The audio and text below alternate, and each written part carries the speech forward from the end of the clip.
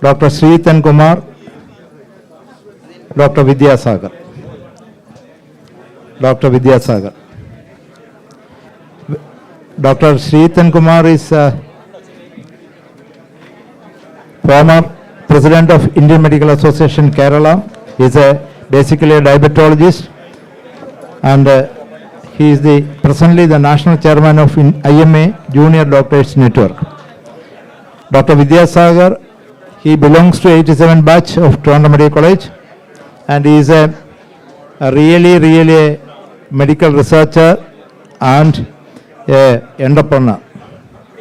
And working now, he is settled in USA, and he is the founder and chief scientific officer, science officer of Extrinsic Bioscience.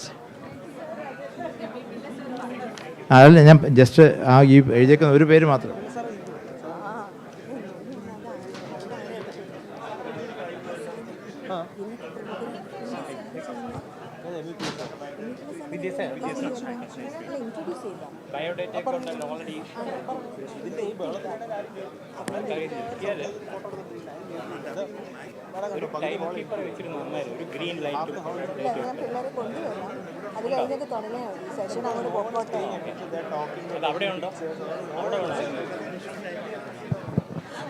We request the dignitaries of the stage to be seated, please.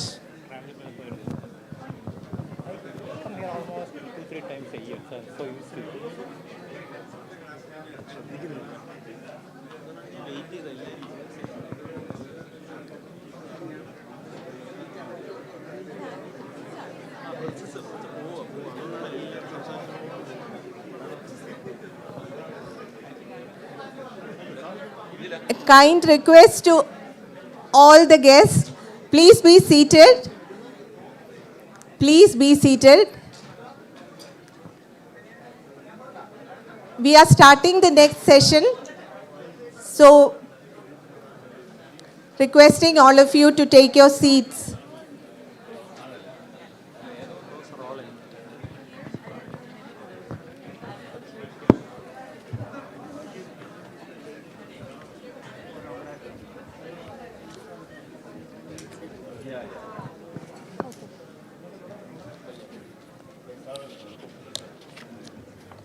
Okay, sure.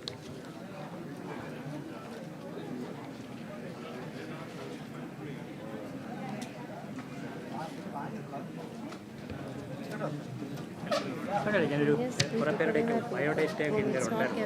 എൻ്റെ ആവശ്യമില്ല. There already publish showing it in A different format.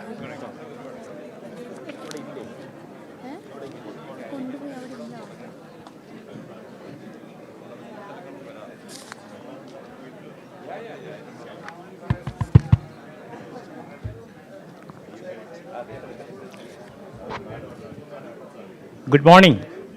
I think, can you hear me? Yeah. Please be seated. I think we are running short of time. I'm almost like the KSRTC driver starting to drive half an hour late. My only option is to drive fast and be at the destination as quickly as possible. For the sake of time, I am restricting the formality of introducing those on the dais and those in the audience. Distinguished academicians, students, faculty members, visionaries, and alumni on the days and off the days. It's a great honor for an alumnus to be invited for a function like this, discussing a topic of immense importance for the young generation undergoing a sort of doctor's dilemma these days. Am I in the right profession, or did I land in a profession which is unsuitable to me?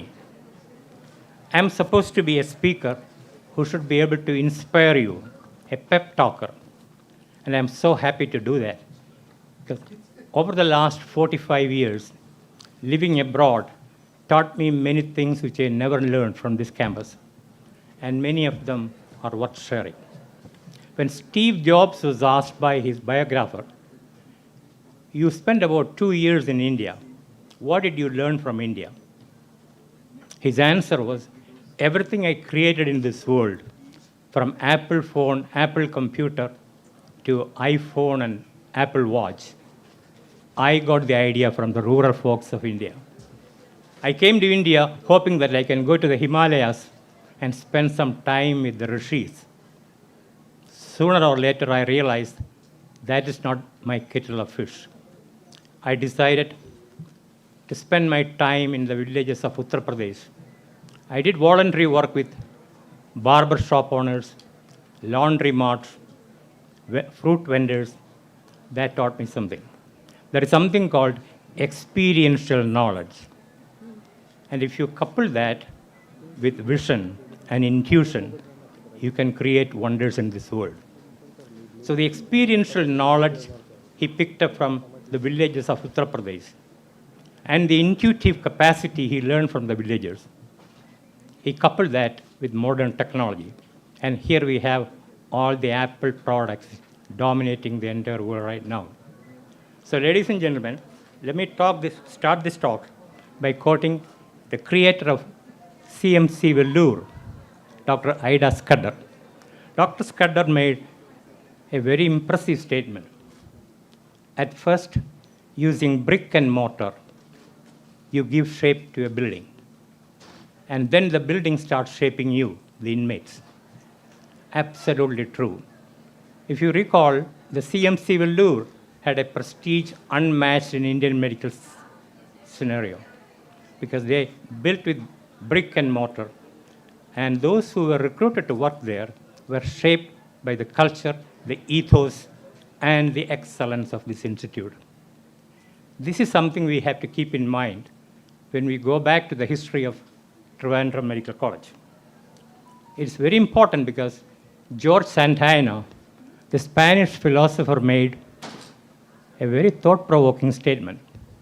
Those who forget history are condemned to repeat that.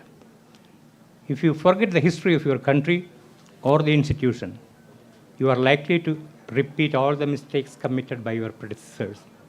You should know that. I was fortunate to edit the Silver Jubilee souvenir of this medical college in 1977. Here again in 2022, the Power Supreme brought me to the stage to address the gathering attending the Platinum Jubilee.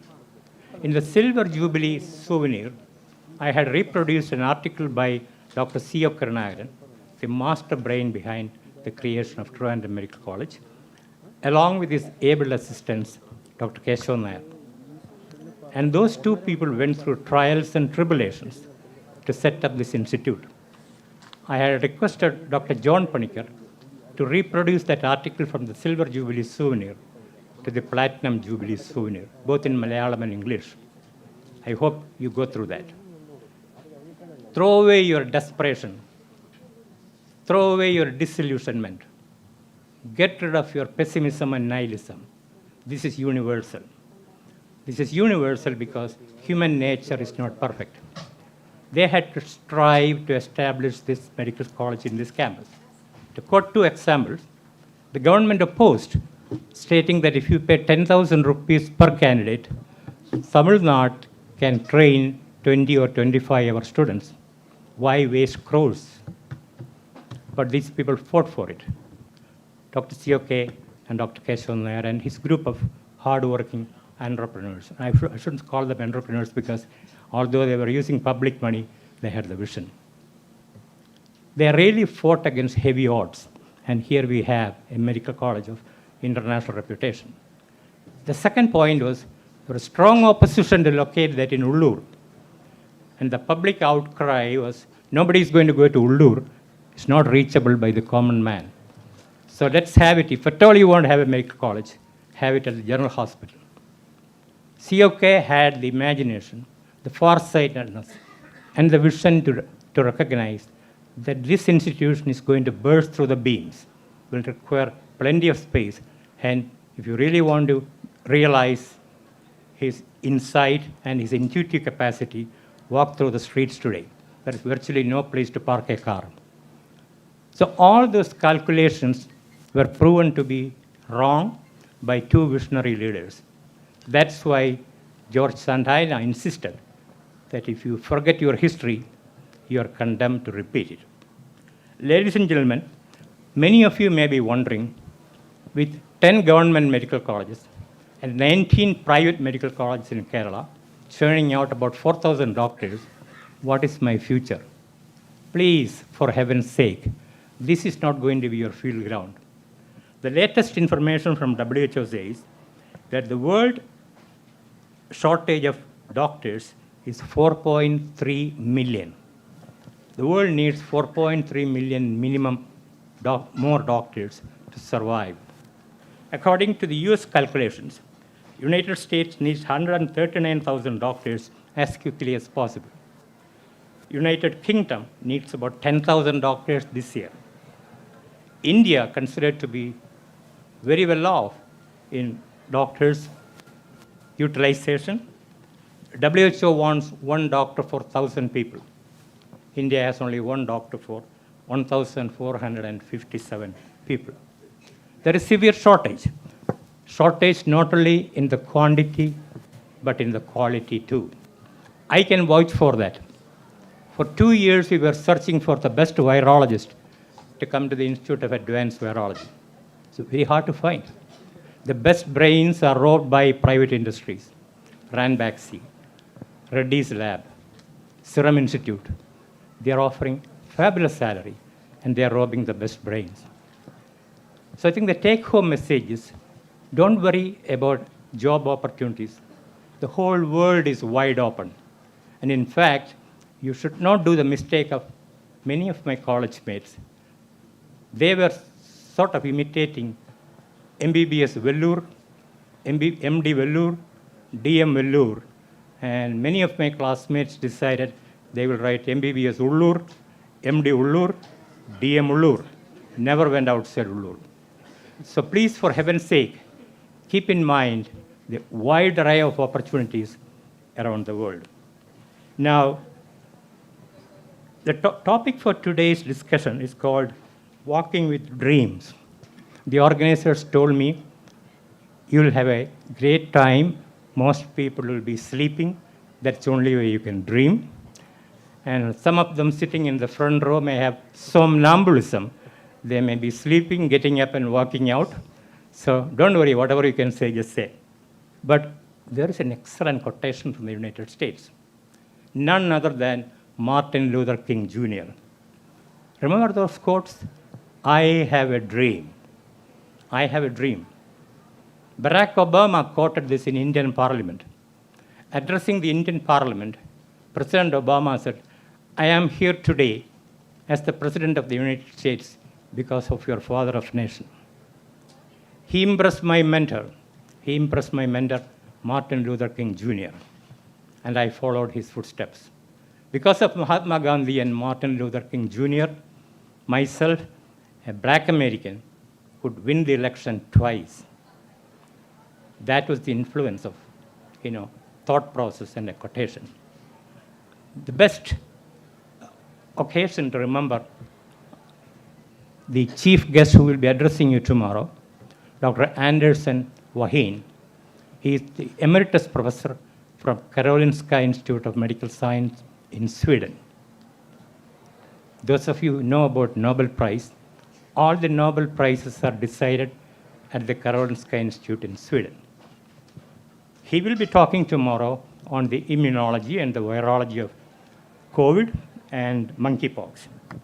But what really surprised me is that this gentleman was asking me questions which are unrelated to virology or immunology for the last 2 days. We had an extremely productive meeting at the Institute of Advanced Virology yesterday with Dr. Mohan, Vice Chancellor of Kerala University of Health Sciences, because we were launching an academic program in collaboration with IAV for training our young doctors and science graduates in virology. It's going to take off. And Karolinska Institute is standing ready to help us. The Global Virus Network is standing ready to help us. Talking to Dr. Anderson, I told him that we are great fans of your country, Sweden. He asked me what interested me more. I said, okay, we all love music. And the ABBA music Chiquitita, or let us take the ABBA music, I Have a Dream. And the music goes, I have a dream, a song to sing, to help me cope with anything. I can cope with anything. So such a beautiful song sung by the ABBA group has attracted the young minds of Kerala. And he was flabbergasted. And he said, I'm not surprised because I heard a lot of nice things about your country. Now, this field of medicine is rapidly evolving. And Princess was hinting that some of you may be wondering where will I get my patients. That's because the Princess may not be up to date with the changing shape of medicine. Genomics is making transformative changes. And these genomics are going to catch the disease at an earlier stage when you are susceptible. So genomic medicine is going to open up practices concentrating on preventive medicine. And many of you will be into primary care or even specialty, focusing more on preventive medicine using the modern genomic markers. It's already here. I don't have to elaborate that. Now, America, in the United States, the Michigan State University has started 4 tracks for doctors. You can be a clinician, you can be a researcher, you can be an academician interested in leadership, healthcare leadership, you can be an educator. Remember that old saying, if you know something, do it. If you don't know it very well, teach. So a lot of these doctors whom we know who went into academics proven to be not efficient clinicians. So all these 4 tracks are offered to you to come up in your profession. So many of you may have to choose a track like a clinician or a medical educator or a physician executive or a researcher. Gone are the days when our doctors were masters of all trade. And you cannot be jack of all trade. You have to be a master of one. Now, the vision from the palace is worth repeating. In 1800, when smallpox was catching up all over Europe, France and Britain were against the smallpox. The British Scientific Society commented that this is barbaric and primitive. They opposed vaccination. France opposed Edward Jenner. They said there is no proof that this vaccination is going to work. Right at the same time, in 1813, Rani Gauri Lakshmi Pai of the Travancore Palace, the reigning queen, came out and offered to get vaccinated along with all the members of the royal family and some public leaders. How far-sighted and well advanced in our thought process. I bring this up because during the Silver Jubilee souvenir, I went and interviewed late Sri Chitra Tirunal Maharaja. This was about how many years ago? 1977, 53 years ago. At the end of my interview, I asked him, what do you think should be our main focus of attention in the coming years? He said, virology and immunology. Here's a non-medical chief executive of the state talking to me in 1977 that immunology will dominate the field of medicine. I was talking to the princess. They're so well read out these people. And tomorrow, the main thrust of our conference is immunology and virology. What an amazing coincidence. This vision from the palace was the force behind the creation of the medical college. The foundation stone was laid by none other than the Raja Pramukh Chitrathirunal Maharaja. The 3 premier institutes in this campus, the medical college, Outandrinal Hospital, and the Sri Chitra Medical Center, are contributions from the royal family. I have no qualms in admitting that I know it is not fashionable to say that. I can be labeled as an orthodox conservative, but truth is the truth. Ladies and gentlemen, we have lost an opportunity to brand our institute. There was a time many of the veteran leaders in academia used to shape our career. To give you 2 or 3 examples, the 3 photographs you see, Dr. Siva Karnagaran, Dr. Keshavandra, and Dr. Thangavelu sir, you can name a dozen people who followed their footsteps. the pediatric surgery was created with the full support of Thangavelu sir. And you know how many brilliant pediatric surgeons came out of that. They all proudly declare that they are products of Trivandrum Medical College. Cardiology, in fact, even before all this high-sounding technology entered the field, Dr. C.K. Gobi was doing research on endomyocardial fibrosis. Dr. Giverghese published the first reports of calcific pancreatitis. So all these were, imitation is the best form of admiration. They imitated their mentors. This is where we lost an opportunity.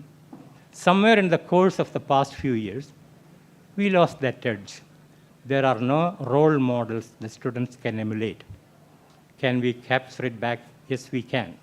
And that's where I would like to congratulate Dr. Azad Moopen, because future of Kerala Medical can only be through public-private participation. Here's a classic example. The two scientists who are speaking to you tomorrow, Dr. Anders Waheen and the Director of Public Relations of the Global Virus Network, all their expenses are paid by owner of a private hospital. And they're taken care of. This is great. This is how the United States made the headway. There are thousands of multi-millionaires supporting public institutions. So it's a well begun, and we should continue that. We always complain about having autonomous institutes, but believe me, that is not the solution. Autonomy in principle means nothing. Autonomy, to be effective, we need to restructure the whole system. And I don't have to elaborate on that. Everyone in this audience knows what is wrong with the autonomous systems. The universities, the Sri Chitra Medical Center, the RCC, they all went into a lot of problems in spite of being an autonomous center. How can we overcome this? The young mind sitting here before me should follow the US guidelines. The United States is endowed with hundreds of people with imagination, initiative, and innovation. Have you ever thought why we didn't have a person who could come up with the Uber? It required a foreigner to design an Uber. Now, traveling anywhere in Kerala is so easy. How about the Amazon distribution system? Okay. And the data industries are dominated by Indian Americans in USA. I don't have to elaborate on Google, Microsoft, and all. I would like to conclude by mentioning a great quotation from Gitanjali 35. And Dr. Sri Jayakumar is here, has done an excellent translation of Gitanjali into Malayalam. And I was privileged to have an autographed copy in my home library. India is emerging. Look around. Every neighboring country is folding. Sri Lanka, Bangladesh, Myanmar, Nepal, and Pakistan. And today I read even China is crumbling in real estate. India is standing tall. Why is it that 75 years after independence, a secular democratic country is vibrant and moving forwards? It started with Jawaharlal Nehru, and he had the vision not to declare this an autocracy. It is sustained by another prime minister who knows what this country needs. And even the chief minister of the state, I must say that his scientific acumen always impressed me. Very few people have shown this kind of a knowledge into the science of medicine. And only because of him that we have the Institute of Advanced Virology. 3 pieces of positive news I want to share with the young guys. Yesterday, the government agreed to establish a Center for Disease Control and Prevention, broadly on the lines of the CDC USA, and has appointed an alumnus of Trivandrum Medical College, Dr. Hafiz, as the special officer. The government has also agreed in principle to convert the 12 acres of land donated by Thangavelu sir in Puttando as a center of One Health. And you know that the One Health is the most favorite topic of WHO now. The One Health is basically saying that human health is intimately related to the animal health, plant health, and environmental health. So we probably can lay the foundation for Dr. M. Thangaveli Memorial Center for One Health at the campus donated by his family, possibly this year when we celebrate the Platinum Jubilee. The Chief Minister has agreed to do that, and I know he doesn't mince words. When he says something, he follows it up. Ladies and gentlemen, at the time of our 75th independence, we were singing Janaganamana. You young doctors should have the other poem of Tagore from Gitanjali 35. All of you have learned this, but I'm just repeating it for the sake of recollecting your memory. Where the mind is without fear and the head is held high, where knowledge is free, where words come out from the depths of truth, into that heaven of freedom, my Father, let my country awake. I cannot quote a better quotation for our alma mater. I think we need to nurture a mind without fear. If you disagree with something, you should have a system where you can express that politely and disagree. And you keep your head held high. Do not feel inferior when you meet foreigners. This I have seen many, many times. Eleanor Roosevelt, wife of President Roosevelt, made an excellent statement. Nobody can make you inferior without your consent. You have to give the consent. Do not worry about accent, because I attended all these international meetings. The French, the Japanese, the Italians, the Chinese, they all speak English differently, and the listeners have no problem. I'm trying to say this because develop your communication skills. And last but not the least, do not forget your native language and literature. Almost all the Nobel laureates I came in contact are so well versed in their mother tongue and the literature, native wisdom. Networking is very crucial for success, and you have to break through the walls, throw away the masks, and fiercely, I repeat, fiercely be independent. That's the only way your future is going to be guaranteed to enter the realm of success. To conclude, I'm borrowing the statement from Kathopanishad, verse 14. Uttishtada jagrada prapyavaran nibodhata. Awake, alert, and stop not until the goal is reached. The future is bright. Throw away your disillusionment. Throw your negativism. Throw away your nihilism. All of you are going to shine very well, guaranteed. Thank you for your attention. Now, may I invite Sri K. Jayakumar, former Chief Secretary, a poet of outstanding imagination and creativity, an excellent speaker. Mr. Jayakumar.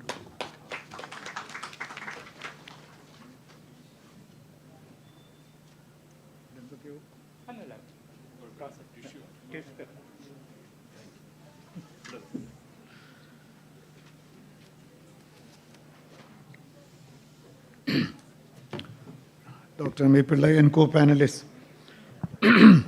അദ്ദേഹം പറഞ്ഞതുപോലെ വണ്ടി വളരെ വൈകിയാണ് ആരംഭിച്ചത്, പുറപ്പെട്ടത്.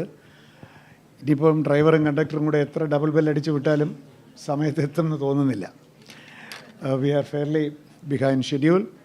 So the only way to salvage the situation is to be as brief as possible. പക്ഷേ അങ്ങനെ പറഞ്ഞ് ആരംഭിക്കുന്ന എല്ലാവരെയും ഭയക്കണം, കാരണം അയാളായിരിക്കും ഏറ്റവും കൂടുതൽ പറയാൻ പോകുന്നത്. I shall resist the temptation of speaking more, not out of love for you, but because I have to reach somewhere next program on time. അതുകൊണ്ട് നിങ്ങൾ രക്ഷപ്പെട്ടു. ഈ വളരെ പ്രൗഢമായ ഈ ഒരു ഒത്തുചേരലിൽ ഡോക്ടർമാർ പരസ്പരം വൈദ്യശാസ്ത്രത്തെപ്പറ്റി പറഞ്ഞ് നിങ്ങൾക്ക് തന്നെ മാനസിക നില തെറ്റുമോ എന്നുള്ള ഭയം കൊണ്ടാണ് വൈദ്യശാസ്ത്രം അറിഞ്ഞുകൂടാത്ത ഞങ്ങൾ രണ്ടുപേരെ വിളിച്ചത് എന്നാണ് ഞാൻ വിചാരിക്കുന്നത്. Very psychologically well arranged. കാരണം നിങ്ങളുടെ മാനസിക അവസ്ഥയെപ്പറ്റി കൂടി ഉള്ള ചിന്ത കൊണ്ടാണ് ഞങ്ങളെ കൂടെ വിളിച്ചത്. നോൺ മെഡിക്കൽ എക്സ്പേർട്സ് എന്നുള്ള നിലയ്ക്ക് ഞങ്ങളെ വിളിച്ചിരിക്കുന്നത്. അപ്പോൾ ഞങ്ങൾ എന്ത് പറയുന്നുള്ളതിനെപ്പറ്റി ഒരു നിശ്ചയമില്ല ഒന്നിനും. എന്നോട് വിളിച്ചപ്പോൾ ഞാൻ ഡോക്ടർ ജോൺ പണിക്കരോട് ചോദിച്ചു, ഞങ്ങൾക്കിവിടെ എന്താ പൂച്ചയ്ക്ക് എന്താ പുനരുക്കുന്നിടത്ത് കാര്യം എന്ന് ചോദിച്ചു. അപ്പോൾ പറഞ്ഞു, പിന്നെ നമ്മളൊക്കെ പല മേഖലകളിൽ വ്യാപരിക്കുന്നവരാണല്ലോ, പൊതുവെ സമൂഹത്തിൽ അങ്ങനെ നമ്മൾ വിജയിക്കുന്നതിനെ പറ്റിയും എക്സലൻസിനെ പറ്റിയുമൊക്കെ തോന്നുന്നതൊക്കെ പറഞ്ഞാൽ മതി.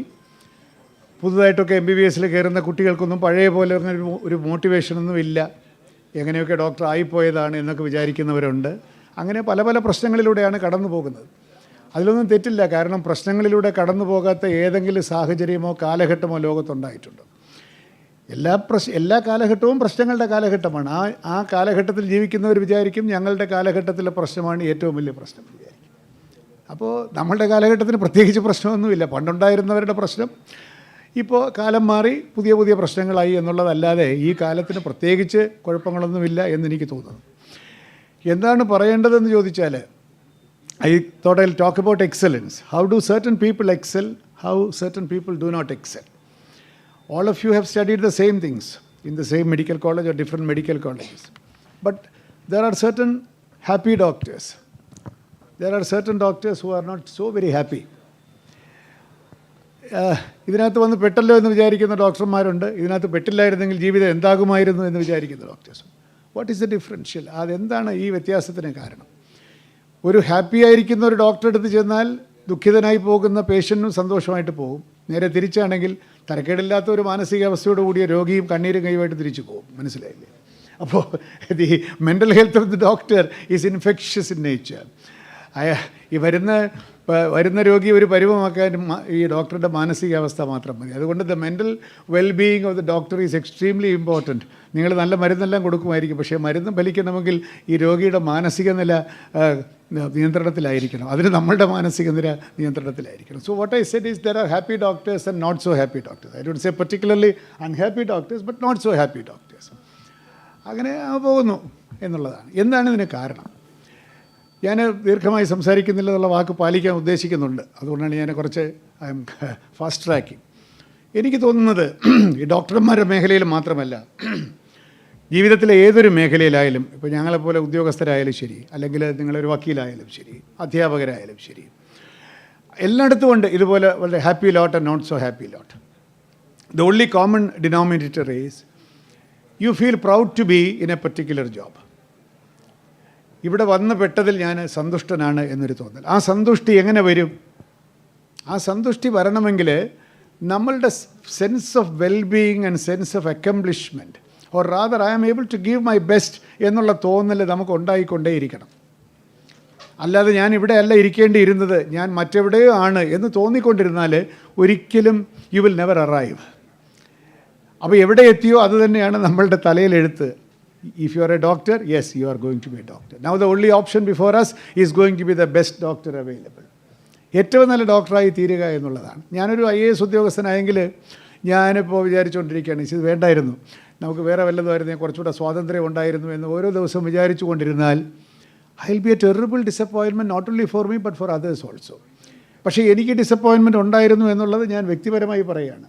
IAS കിട്ടിയതെല്ലാം കൊള്ളാം, പക്ഷേ അത് മാത്രം എനിക്ക് പോരാ. ഞാൻ പറഞ്ഞില്ല, ഞാൻ I am coming to a point. എനിക്കതുകൊണ്ട് മാത്രം പോരാ. എനിക്ക് IASൻ്റെ പത്രാസിൽ നടക്കുന്നതിൽ വലിയ കാര്യമൊന്നുമില്ല. I would like to write, I would like to speak. എനിക്ക് ആളുകളോട് കവിതയൊക്കെ ഇത്തിരി പറയണം, ഇത്തിരി എൻ്റെ മനസ്സിൽ കിടക്കുന്ന റൊമാൻറ്റിക് ഭാവനകൾ ജനങ്ങളുമായി പങ്കുവയ്ക്കണം. അവരിതെല്ലാം കാണുമ്പോൾ, നമ്മളെ കാണുമ്പോൾ ഒരു സന്തോഷത്തോട് വന്ന് കൈപിടിച്ച് കുലുക്കും. ഐ തിങ്ക് ഇതെല്ലാം ഇല്ലെങ്കിൽ പിന്നെ ജീവിതത്തിന് എന്താ അർത്ഥം? ഈ കവചിത വാഹനത്തിൽ ചുവപ്പ് ലൈറ്റൊക്കെ വെച്ച് അങ്ങോട്ട് നടന്നാൽ മതിയോ? പോരല്ലോ. Were is A life? ഒരു ദിവസം വെള്ളം പൊതിച്ച് കിടക്കുന്നിടത്തോളം അങ്ങോട്ട് നടന്നുകൊണ്ടിരിക്കും. വല്ല കാര്യമുണ്ട്, ആരെയും കണ്ടിട്ടില്ല. So I thought my life will not be rewarded, my life will not be vindicated unless I deal with, or rather relate with people on an emotional plane. അതിന് writing was inevitable for me. So I thought within this, എൻ്റെ IAS കളയാനെന്നുള്ള ധൈര്യമൊന്നും എനിക്കില്ല, അത്രയ്ക്ക് ധൈര്യശാലിയൊന്നുമല്ല ഞാൻ. Within that I will retain it and I'll try to be a writer as well. I may not be the best writer in the world, ആയിരിക്കില്ല, പക്ഷേ എൻ്റെ hearts കണ്ടൻറ്റിന് വേണ്ടി ഒരു writer ആകാനും കൂടി എനിക്ക് സാധിക്കും. ഞാൻ എൻ്റെ ആത്മകഥ പറയാനല്ല ഇത് പറഞ്ഞത്. ഓരോ പൊസിഷനിലിരിക്കുന്നവർക്കും ആ ജോലി ആവശ്യപ്പെടുന്ന സമയവും എനർജിയും കൊടുത്തു കഴിയുമ്പോൾ there will be a residual factor in them which says, oh, if only I had time, I would have done this. If only I had been in another job, I would have had the opportunity to flower myself in some other way എന്നൊക്കെ വിചാരിക്കുന്നവരുണ്ടാവും. എഴുത്തുകാരുണ്ടാവും, പാട്ടുകാരുണ്ടാവും, പലതും ഉണ്ടാവും. I would say that happiness lies in reconciling these diverse aspirations. മനുഷ്യൻ ഒരു aspiration മാത്രമൊന്നുമല്ലല്ലോ. മനുഷ്യ മനസ്സെന്ന് പറയുന്നത് വളരെ സങ്കീർണമാണ്. എനിക്ക് എഴുത്തുകാരനാവണമെന്നുണ്ടാകും, പലതുണ്ടാവും. എഴുത്തുകാരൻ മാത്രമല്ല, എനിക്ക് പ്രശസ്തനാവണമെന്ന് ആഗ്രഹമുണ്ടാകും, പിന്നെ പെയിൻറ്റർ ആവണമെന്ന് ആഗ്രഹമുണ്ടാകും. There are lot of things. അതെല്ലാം നിങ്ങൾക്ക് അവകാശപ്പെട്ടതാണ്, നമുക്ക് അവകാശപ്പെട്ടതാണ്. If you have come to this life, it is our jolly right to redeem all those. നമുക്ക് ആവശ്യമുള്ളതെല്ലാം റെഡീം ചെയ്തെടുക്കാനും കൂടി നമുക്ക് അവകാശമുണ്ട്. അതിന് സാധിക്കാതെ, പ്രൊആക്റ്റീവായിട്ട് അതിനുവേണ്ടി പ്രവർത്തിക്കാതെ സ്വന്തം അവസ്ഥയെ പഴിച്ചുകൊണ്ടിരിക്കുമ്പോൾ നമ്മൾ ഈ അണഞ്ഞ വിളക്കിരിക്കുന്നത് പോലെ ഇരിക്കും. ചുറ്റും പ്രകാശവുമില്ല, പോരാത്തതിന് പുകയുമുണ്ട് എന്ന് പറയുന്ന ഒരവസ്ഥ. So that is the biggest temptation, or rather temptation to this ഒരു പേഴ്സണൽ ഒരു ഇങ്ങനെ സെൽഫ് ഇൻഡിക്റ്റ്മെൻറ്റ് നടത്തിക്കൊണ്ടിരിക്കുമ്പോൾ that negativity emits itself to others also. അപ്പോൾ to be happy with one self, ആ ഹാപ്പിനെസ് വേറെ ആർക്കും നമുക്ക് തരാൻ സാധിക്കുകയില്ല. അവനവൻ തന്നെ തൻ്റെ സാഹചര്യങ്ങൾക്കനുസരിച്ചിട്ടുള്ള തന്ത്രങ്ങൾ മെനഞ്ഞ് നമുക്ക് നാമേ പണിവത് നാഗം നരകവും അതുപോലെ എന്ന് കവി പറഞ്ഞതുപോലെ നമ്മുടെ സ്വർഗവും നമ്മുടെ നരകവും നമ്മൾ തന്നെയാണ് പണിയുന്നത്, വേറെ ആരുമല്ല. പക്ഷേ നരകം പണിയുന്നവർക്ക് ഒരു സൂക്കേട് കൂടെ ഉണ്ട്. മറ്റുള്ളവനാണ് എനിക്ക് നരകം പണിഞ്ഞു തന്നത് എന്ന് പറഞ്ഞുകൊണ്ടും കൂടെ ഇരിക്കുമ്പോൾ വേറൊരാളെ കൂടെ നമുക്കതിനകത്ത് ഉപദ്രവിക്കാനും കൂടി സാധിക്കും. അതാണ് ഇതിൻ്റെ ഒരു സൈക്കോളജിയാണ്. That is one thing. Then secondly, now we are very successful people among in your fraternity here. Azad Mooppar ഇവിടെ ഇരിപ്പുണ്ട്, ഡോക്ടർ സഹദുള്ള ഇരിപ്പുണ്ട്. There are so many outstanding doctors in this August assembly. ഇവരെയൊക്കെ നമ്മൾ ഓർക്കുന്നത് എന്തുകൊണ്ടാണ്? ഞാൻ ഓരോരുത്തരെയും കേസ് സ്റ്റഡിയും നടത്താൻ പോവല്ല. There is a common factor. ഞാനിവിടെ വന്നിരുന്നെങ്കിൽ ആലോചിക്കുകയാണ്, കോമൺ ഫാക്ടർ എന്താണെന്ന് ചോദിച്ചാൽ, they wanted to be something beyond what has been assign to them. MBBS എടുത്തു, MD എടുത്തു, ഒരു ഹോസ്പിറ്റലിൽ പോയി സുഖമായിട്ട് പ്രാക്ടീസ് ചെയ്ത് തരക്കേടില്ലാത്ത ശമ്പളമൊക്കെ കിട്ടും, വരുമാനമൊക്കെ കിട്ടും, സുഖമായിട്ട് ജീവിക്കാം. There was a creative restlessness by which they wanted to go beyond what has been assigned to them.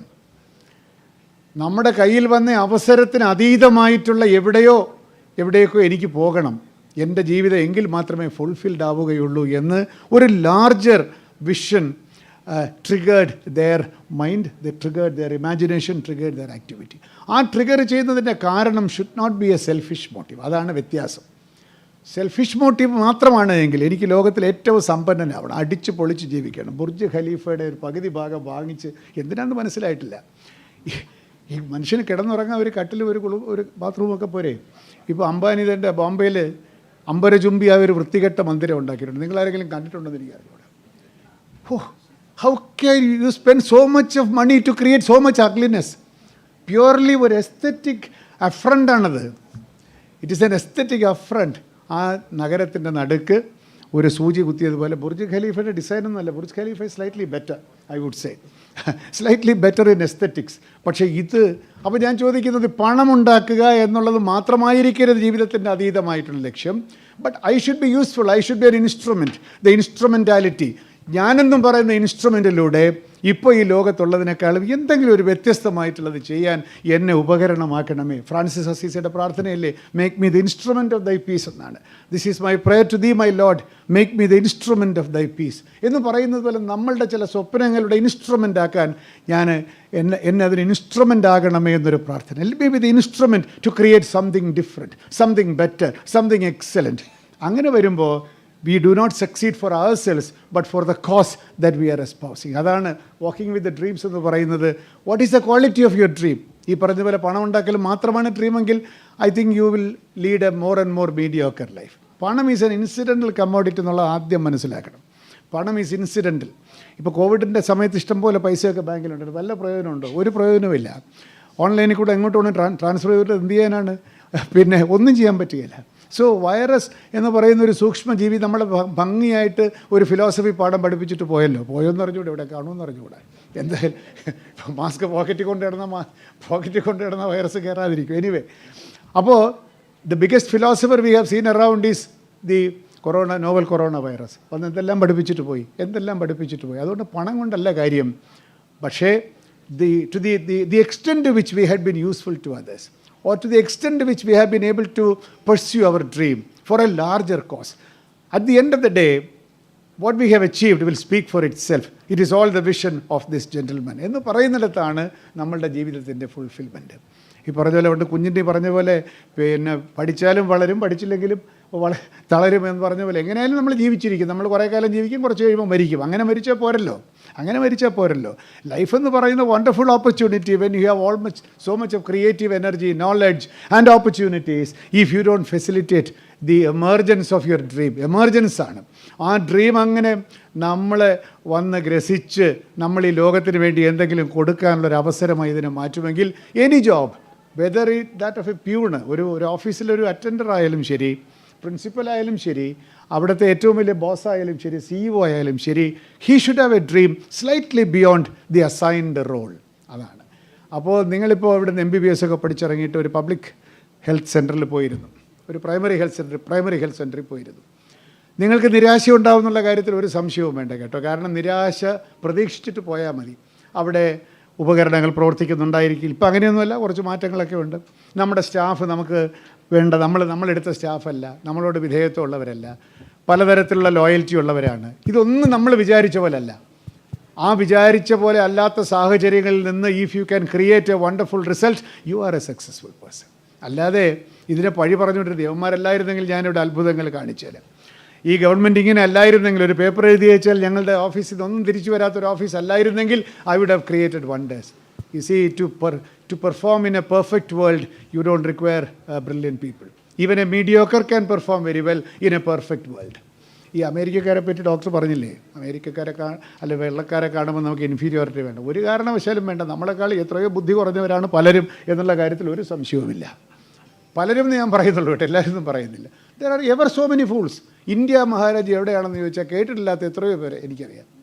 Were is India? I don't know എന്ന് പറയുന്നതിൽ ഉളുപ്പില്ല. നമ്മളാണ് പറയുന്നത് നമ്മുടെ വിദ്യാഭ്യാസ നിലവാരം താഴെയാണ്. നല്ല ഇതിന് നമ്മളെക്കാളും വളരെ മണ്ടന്മാർ ലോകത്ത് ഒരുപാട് പേരുണ്ട്. അതുകൊണ്ട് ഞാൻ പറയുന്നത് ഇതല്ല പെർഫെക്റ്റ് ലോകത്ത് ജീവിക്കാൻ ബുദ്ധിയുടെ ആവശ്യമില്ല. What is required? Intelligence is required, creativity is required to create perfection out of an imperfect system. അവിടെയാണ് ഹ്യൂമൻ ഇൻജെന്യൂവിറ്റിയുടെ ആവശ്യം. അവിടെയാണ് നമ്മളെ മുമ്പോട്ട് നയിക്കാൻ ഒരു ഡ്രീമിൻ്റെ വെലോസിറ്റി നമുക്ക് ആവശ്യം. Let the halo of the dream inspire you amidst all the vicissitudes. ആ ഒരു കമ്മിറ്റ്മെൻ്റ് ഉണ്ടെങ്കിൽ, ആ കമ്മിറ്റ്മെൻറ്റ് വരണമെങ്കിൽ, ഒറ്റ കാര്യം പറഞ്ഞാൽ അവസാനിപ്പിക്കും, കമ്മിറ്റ്മെൻറ്റ് വരണമെങ്കിൽ you have to look beyond the immediate present. നമ്മളെല്ലാം ഇമ്മീഡിയറ്റ് പ്രസൻറ്റിലിരുന്നുകൊണ്ട് എന്നും ഇങ്ങനെയാണ് നമ്മുടെ ജീവിതം എന്നാണ് വിചാരിക്കുന്നത്. No, everything will pass. അത് പോവും. You look beyond. അപ്പുറത്ത് ഞാൻ പോയിട്ട് I'm going to create something wonderful. ഇതൊക്കെ ഞാൻ കൈകാര്യം ചെയ്തിട്ട് അങ്ങോട്ട് പോകട്ടെ. So somehow we think we are conditioned by the fact that ഇപ്പോഴത്തെ പ്രശ്നങ്ങളെല്ലാം കൊണ്ട് എന്നെ അങ്ങനെ കുരുക്കിയിട്ടിരിക്കുകയാണ്. You are not going to be there for ever. You are going to transcend. We shall overcome എന്ന് മാർട്ടിൻ ലൂതർ കിങ് പറഞ്ഞ പോലെ, we shall overcome all these things. പക്ഷേ അങ്ങനെ പറയണമെങ്കിൽ മാർട്ടിൻ ലൂതർ കിങ്ങിന് ഫ്രീഡം എന്ന് പറയുന്ന, എമാൻസിപ്പേഷൻ എന്നൊക്കെ പറയുന്ന ഒരു ഫ്രീഡം മുമ്പിലുണ്ട്. ആ ലക്ഷ്യമാണ് മുന്നിൽ. That glowing morning is inspiring him. അങ്ങനെ നമുക്ക് നമ്മുടെ മുമ്പിൽ ഒരു നല്ലൊരു സുപ്രഭാതം നമ്മൾ കരുതണം. The day we are going to accomplish our dreams. അതുണ്ടെങ്കിൽ അതിൻ്റെ glow will make you more beautiful. നമ്മുടെ മുഖം തന്നെ ഗ്ലോ ചെയ്യും, നമ്മുടെ പ്രവൃത്തി തന്നെ ഗ്ലോ ചെയ്യും. മനസ്സിലായില്ലേ? അതില്ലെങ്കിലോ വളരെ സുന്ദരന്മാരുമാണെങ്കിലും പതുക്കെ ചുളുവെല്ലാം വീണ് മുഖമൊക്കെ ഗ്ലൂമിയായി കരുവാളിച്ചിരിക്കും. അതാണ്. നല്ല സ്വപ്നങ്ങളുണ്ടാവണം. 70-ാം വയസ്സിൽ എനിക്ക് സ്വപ്നങ്ങൾ ഇഷ്ടം പോലെയാണ്. അതുകൊണ്ടാണ് എനിക്ക് വലിയ പ്രശ്നമില്ലാതെ ജീവിക്കുന്നത്. നടക്കാത്ത ഡ്രീംസാണോ നടക്കുന്നൊന്നും എനിക്ക് അറിഞ്ഞുകൂടാ. But I still pursue dreams. അതൊക്കെ കേട്ടാൽ നിങ്ങൾ പിന്നെ ചിരിക്കും. അതുകൊണ്ട് ഞാനൊന്നും പറയുന്നില്ല. It is better to have stupid dreams rather than having none.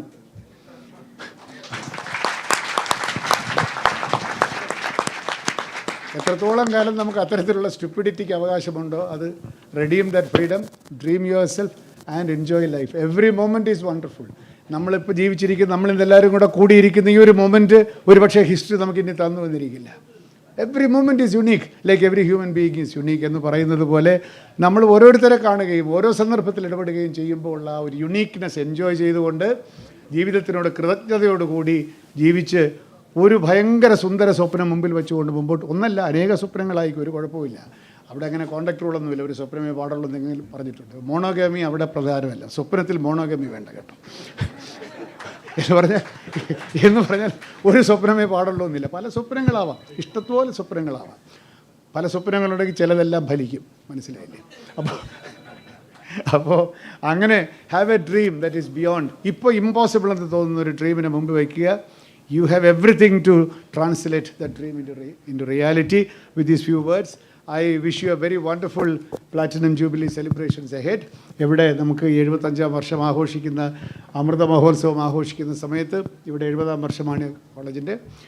നമ്മുടെ മനസ്സും ഡോക്ടർ പിള്ള ടാഗോറിനെ കോട്ട് ചെയ്ത പോലെ നമ്മുടെ mind ഫിയർലെസ്സും, where the mind is without fear and the head is held high. ഹെഡിന് കുഴപ്പമൊന്നുമില്ല, പക്ഷേ ഫിയർ ഇടയ്ക്കിടയ്ക്കൊക്കെ വരുന്നുണ്ട്. ആ ഫിയറിനെ പ്രതിരോധിക്കാൻ കൂടി നമുക്ക് സാധിക്കട്ടെ. ഈ ഒരു അവസരം തന്നതിനും എൻ്റെ വളരെ അൺസ്ട്രക്ചേർഡ് ആയിട്ടുള്ള ഈ വാക്കുകൾ കേട്ടതിനും ഒരിക്കൽ കൂടി എല്ലാവർക്കും നന്ദി, നമസ്കാരം. Thank you so much sir. സമയത്തിൻ്റെ ദൗർലഭ്യം കാരണം എല്ലാ പ്രഭാഷകരോടും സംക്ഷിപ്തമായി സംസാരിക്കണേ എന്നൊരു അഭ്യർത്ഥന വെച്ചുകൊണ്ട് ഞാൻ അടുത്ത പ്രഭാഷകരെ അവതരിപ്പിക്കുകയാണ്. ശ്രീമതി ആർ പാർവതി. ഒരു കാര്യം നിങ്ങൾ ശ്രദ്ധിച്ചു കാണും, ഈ കൂട്ടത്തിൽ വനിതാ പ്രതിനിധിയായി നിൽക്കുന്നത് ശ്രീമതി പാർവതിയാണ്. പബ്ലിക് സർവീസ് കമ്മീഷൻ മെമ്പർ എന്ന വിധത്തിലോ അല്ലെങ്കിൽ മന്ത്രി ശിവൻകുട്ടിയുടെ ഭാര്യ എന്ന നിലയിലോ പ്രഗത്ഭനായ ജേർണലിസ്റ്റ് എം ജി രാധാകൃഷ്ണൻ അജയൻ്റെ സഹോദരി എന്ന നിലയിലോ കേരളത്തിലെ ഏറ്റവും മികച്ച ചിന്തകനായിരുന്ന ശ്രീ പി ഗോവിന്ദപിള്ളയുടെ മകളെന്ന നിലയിലോ ഇതിനൊക്കെ പുറമേ എം എൻ ഗോവിന്ദൻ നായരുടെ ഗ്രാൻഡ് നീസ് എന്ന നിലയിലോ ഒക്കെ നമുക്ക് അവരെ പരിചയപ്പെടുത്താം. പക്ഷേ 1950 MA ഫിലോസഫി പഠിക്കാൻ കുഗ്രാമമായ പന്തളത്ത് നിന്ന് ഒരു രാജമ്മ ടീച്ചർ പോയി. സ്ത്രീ എഡ്യൂക്കേഷൻ്റെ ഏറ്റവും ഉദാത്തമായ ഉദാഹരണമാണ്. ആ അമ്മ തുടങ്ങി വെച്ച ആ പാരമ്പര്യമാണ് പാർവതി ഏറ്റെടുത്തിരുന്നത്. പാർവതി ഏതാണ്ട് മുട്ടിലഴിയുന്ന പ്രായം മുതൽ എനിക്കറിയാം. ഞാൻ പാർവതിയെ കാണുമ്പോഴേക്ക് ഓർക്കുന്ന ഒരു മലയാളത്തിലെ പഴഞ്ചൊല്ലുണ്ട്, മുള പൂത്താൽ വംശനാശം വരുമെന്നാണ് അർത്ഥം. ഞാൻ എൻ്റെ പരിചയത്തിലുള്ള അഡീഷണൽ ചീഫ് സെക്രട്ടറിമാരോടൊക്കെ പറയും, നിങ്ങളുടെ മുള പൂക്കുകയാണല്ലോ, ഇനിയിപ്പോൾ ഇവരുടെ വംശം എങ്ങോട്ട് പോകുന്നവർക്ക് അറിയാനേ പറ്റില്ല. എക്സെപ്ഷനുണ്ട് ശ്രീ കെ ജയകുമാർ, മറ്റുള്ളവർക്ക് എങ്ങോട്ട് പോകുന്ന ഒരു പിടിയില്ല. പക്ഷേ ഇവരുടെ മുളയ്ക്കൽ വീടിൻ്റെ ഒരു വലിയ പ്രത്യേകത, ആ മുള ഇതുവരെ പൂത്തിട്ടില്ല. എം എൻ ഗോവിന്ദൻ നായരും കൃഷ്ണാനന്ദനും സ്വാമിയും ഒക്കെ തുടങ്ങിയ ആ സാമൂഹ്യ സേവനം ഇന്നും അനുസ്യൂതം തുടരുന്നു. ഇതിൻ്റെ കാരണം ഇന്ന് മോളിക്കുലർ ബയോളജി കണ്ടുപിടിച്ചിരിക്കുന്ന മെറ്റേണൽ മൈറ്റോകോൺട്രിയാണ്. ആൺകുട്ടികളായാലും പെൺകുട്ടികളായാലും സ്വഭാവ രൂപീകരണത്തിൽ ഏറ്റവും അധികം സ്വാധീനം ചെലുത്തുന്നത് അമ്മയുടെ മൈറ്റോകോൺട്രിയാണ്. രാജമ്മ ടീച്ചറിൻ്റെ 1950 ആരംഭിച്ച ആ ഉപരിപഠന വ്യഗ്രത മകളിലെത്തിയിരിക്കുന്നു. അവരിപ്പോൾ പബ്ലിക് സർവീസ് കമ്മീഷൻ മെമ്പറാണ്. ഇതാ പാർവതിയെ സംസാരിക്കാൻ വിളിക്കുന്നു.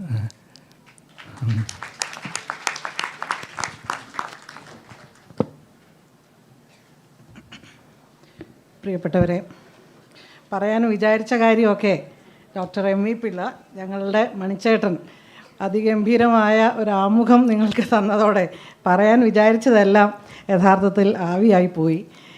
അത് എൻ്റെ ഭാരം കൂട്ടുകയും ചെയ്തു. ഇവിടെ സൂചിപ്പിച്ചതുപോലെ ഒരു സാധാരണ ഒരു മാധ്യമപ്രവർത്തക എന്നുള്ള നിലയ്ക്ക് നിങ്ങളുമായി കുറച്ച് കാര്യങ്ങൾ സംസാരിക്കാമെന്ന് വിചാരിച്ചത്, അതിൻ്റെ ഒരു ഉത്തരവാദിത്വം ഈ ഇൻട്രഡക്ഷനിലൂടെ ഡോക്ടർ എം വി പിള്ള അത് വർദ്ധിപ്പിച്ചിരിക്കുകയാണ്. എന്തായാലും ഡോക്ടർ ജയകുമാർ സാർ പറഞ്ഞതുപോലെ ഞങ്ങൾ രണ്ടുപേരുമാണ് ഈ ഒരു മെഡിക്കൽ കമ്മ്യൂണിറ്റിയിൽ നിന്ന് പുറത്തുള്ളത്. കേരളത്തിൻ്റെയും പ്രത്യേകിച്ച് തിരുവനന്തപുരത്തിൻ്റെയും ഒരു സ്വകാര്യ അഹങ്കാരവും അഭിമാനവുമൊക്കെയായ മെഡിക്കൽ കോളേജിൻ്റെ 70ാം പിറന്നാൾ ആഘോഷത്തിൽ പങ്കെടുക്കാൻ ഒരവസരം ലഭിച്ചു എന്നുള്ളതിൻ്റെ ഏറ്റവും വലിയ സന്തോഷവും നന്ദിയും ആദ്യം തന്നെ നിങ്ങൾ ഓരോരുത്തരുമായി ഞാൻ പങ്കുവെക്കുകയാണ്. അതിന് തീർച്ചയായും ഡോക്ടർ ജോൺ പണിക്കർക്ക് ഒരു പ്രത്യേക നന്ദിയുമുണ്ട്. കാരണം അദ്ദേഹമാണ് എന്നെ ഇതിനായിട്ട് ക്ഷണിച്ചതും ഇവിടെ ഞാൻ ഇന്നിപ്പോൾ നിൽക്കാൻ ഉള്ള അവസരമുണ്ടായത്. ഇവിടെ സൂചിപ്പിച്ചതുപോലെ സ്വപ്നങ്ങൾക്കൊപ്പം നടക്കുക എന്നുള്ളതാണ്. ചെറുപ്പക്കാരായ യുവ ഡോക്ടേഴ്സും മെഡിക്കോസും ഒക്കെയാണ് ഉണ്ടാവുക എന്ന് പറഞ്ഞു. പക്ഷേ എൻ്റെ മുന്നിലിരിക്കുന്നവരൊക്കെ തന്നെ ഏറ്റവും പ്രമുഖരായ, കഴിഞ്ഞ ഏതാണ്ടൊരു 40-50 വർഷമായി നമ്മുടെയൊക്കെ ഏറ്റവും അഭിമാനം, നമുക്കൊക്കെ അഭിമാനമുള്ള മുതിർന്ന അധ്യാപകർ, ഡോക്ടർമാരാണ് ഇവിടെ മുൻപിലിരിക്കുന്നവരൊക്കെ. ഒന്ന് രണ്ട് കാര്യങ്ങൾ മാത്രം, ഇവിടെ സൂചിപ്പിച്ചതുപോലെ നമ്മുടെ സമയം വളരെ വൈകിയിരിക്കുന്നു. ഒന്ന് രണ്ട് കാര്യങ്ങൾ മാത്രം ചെറുപ്പക്കാരായ ഡോക്ടേഴ്സിനോട് പറയാൻ അല്ലെങ്കിൽ അവരുമായി പങ്കുവെക്കാനുള്ള ഒന്ന് രണ്ട് കാര്യങ്ങൾ മാത്രം. ഒരു 6 വർഷം പബ്ലിക് സർവീസ് കമ്മീഷൻ മെമ്പർ ആയിരുന്നതിൻ്റെ ഒരു അനുഭവം കൂടി ഉൾക്കൊണ്ടുകൊണ്ട് പറയാൻ ആഗ്രഹിക്കുന്ന കാര്യം, പലപ്പോഴും നമ്മൾ ഇന്നത്തെ തലമുറയെക്കുറിച്ച് പറയുമ്പോഴും അവരുടെ വിഷയങ്ങളിൽ വളരെ പ്രാഗൽഭ്യം കാണിക്കുകയും അവരുടെ വിഷയങ്ങളിൽ അവർക്ക് അതിൻ്റെ ഏറ്റവും പരമാവധി അറിവ് നേടുകയും ചെയ്യുമ്പോഴും പലപ്പോഴും ഞങ്ങൾ കണ്ടുവരുന്ന ഒരു വസ്തുത, ചുറ്റിനും നടക്കുന്ന കാര്യങ്ങൾ, പാഠപുസ്തകങ്ങൾക്ക് അപ്പുറത്തുള്ള കാര്യങ്ങളിലേക്ക് കടക്കാനുള്ള സാവകാശമോ സൗകര്യമോ അവസരമോ അവർക്ക് ലഭിക്കുന്നില്ലേ എന്നൊരു സംശയം ഞങ്ങൾക്ക് പലപ്പോഴും തോന്നാറുണ്ട്. ഇവിടെ സൂചിപ്പിച്ചതുപോലെ നമ്മൾ സ്വപ്നങ്ങൾക്കൊപ്പം നടക്കുക എന്ന് പറയുമ്പോൾ സ്വപ്നം എന്തായിരിക്കണം? ഇപ്പോൾ ഒരു നല്ല ഡോക്ടർ ആവുക എന്നുള്ള നിങ്ങളുടെ സ്വപ്നം, ഞങ്ങൾ പലപ്പോഴും PSCയിൽ നിങ്ങൾ ഇവിടെ ഇരിക്കുന്ന ചിലരെങ്കിലും ഒരു പക്ഷേ എൻ്റെയൊക്കെ സമയത്ത് തന്നെ കടന്നു വന്നവരാകാം. അതിനകത്തൊരു ഫോമിൽ അവസാനം ഒരു ചോദ്യമുണ്ട്, എന്താണ് നിങ്ങളുടെ അംബീഷൻ? ചിലരൊക്കെ അത് ഫില്ല് ചെയ്യാറില്ല. അവർ എന്താ അത് ഫില്ല് ചെയ്യാത്തതെന്ന് ചോദിക്കുമ്പോൾ അവർ പറയും, ഞങ്ങളുടെ അംബീഷൻ നിങ്ങളോട് പറഞ്ഞിട്ട് അല്ലെങ്കിൽ ഞങ്ങളുടെ സ്വപ്നം നിങ്ങളോട് പറഞ്ഞിട്ട് എന്ത് ചെയ്യാനാണ് എന്ന് ചോദിക്കാറുണ്ട്. ചിലരെഴുതും നല്ല ഡോക്ടറാവുക.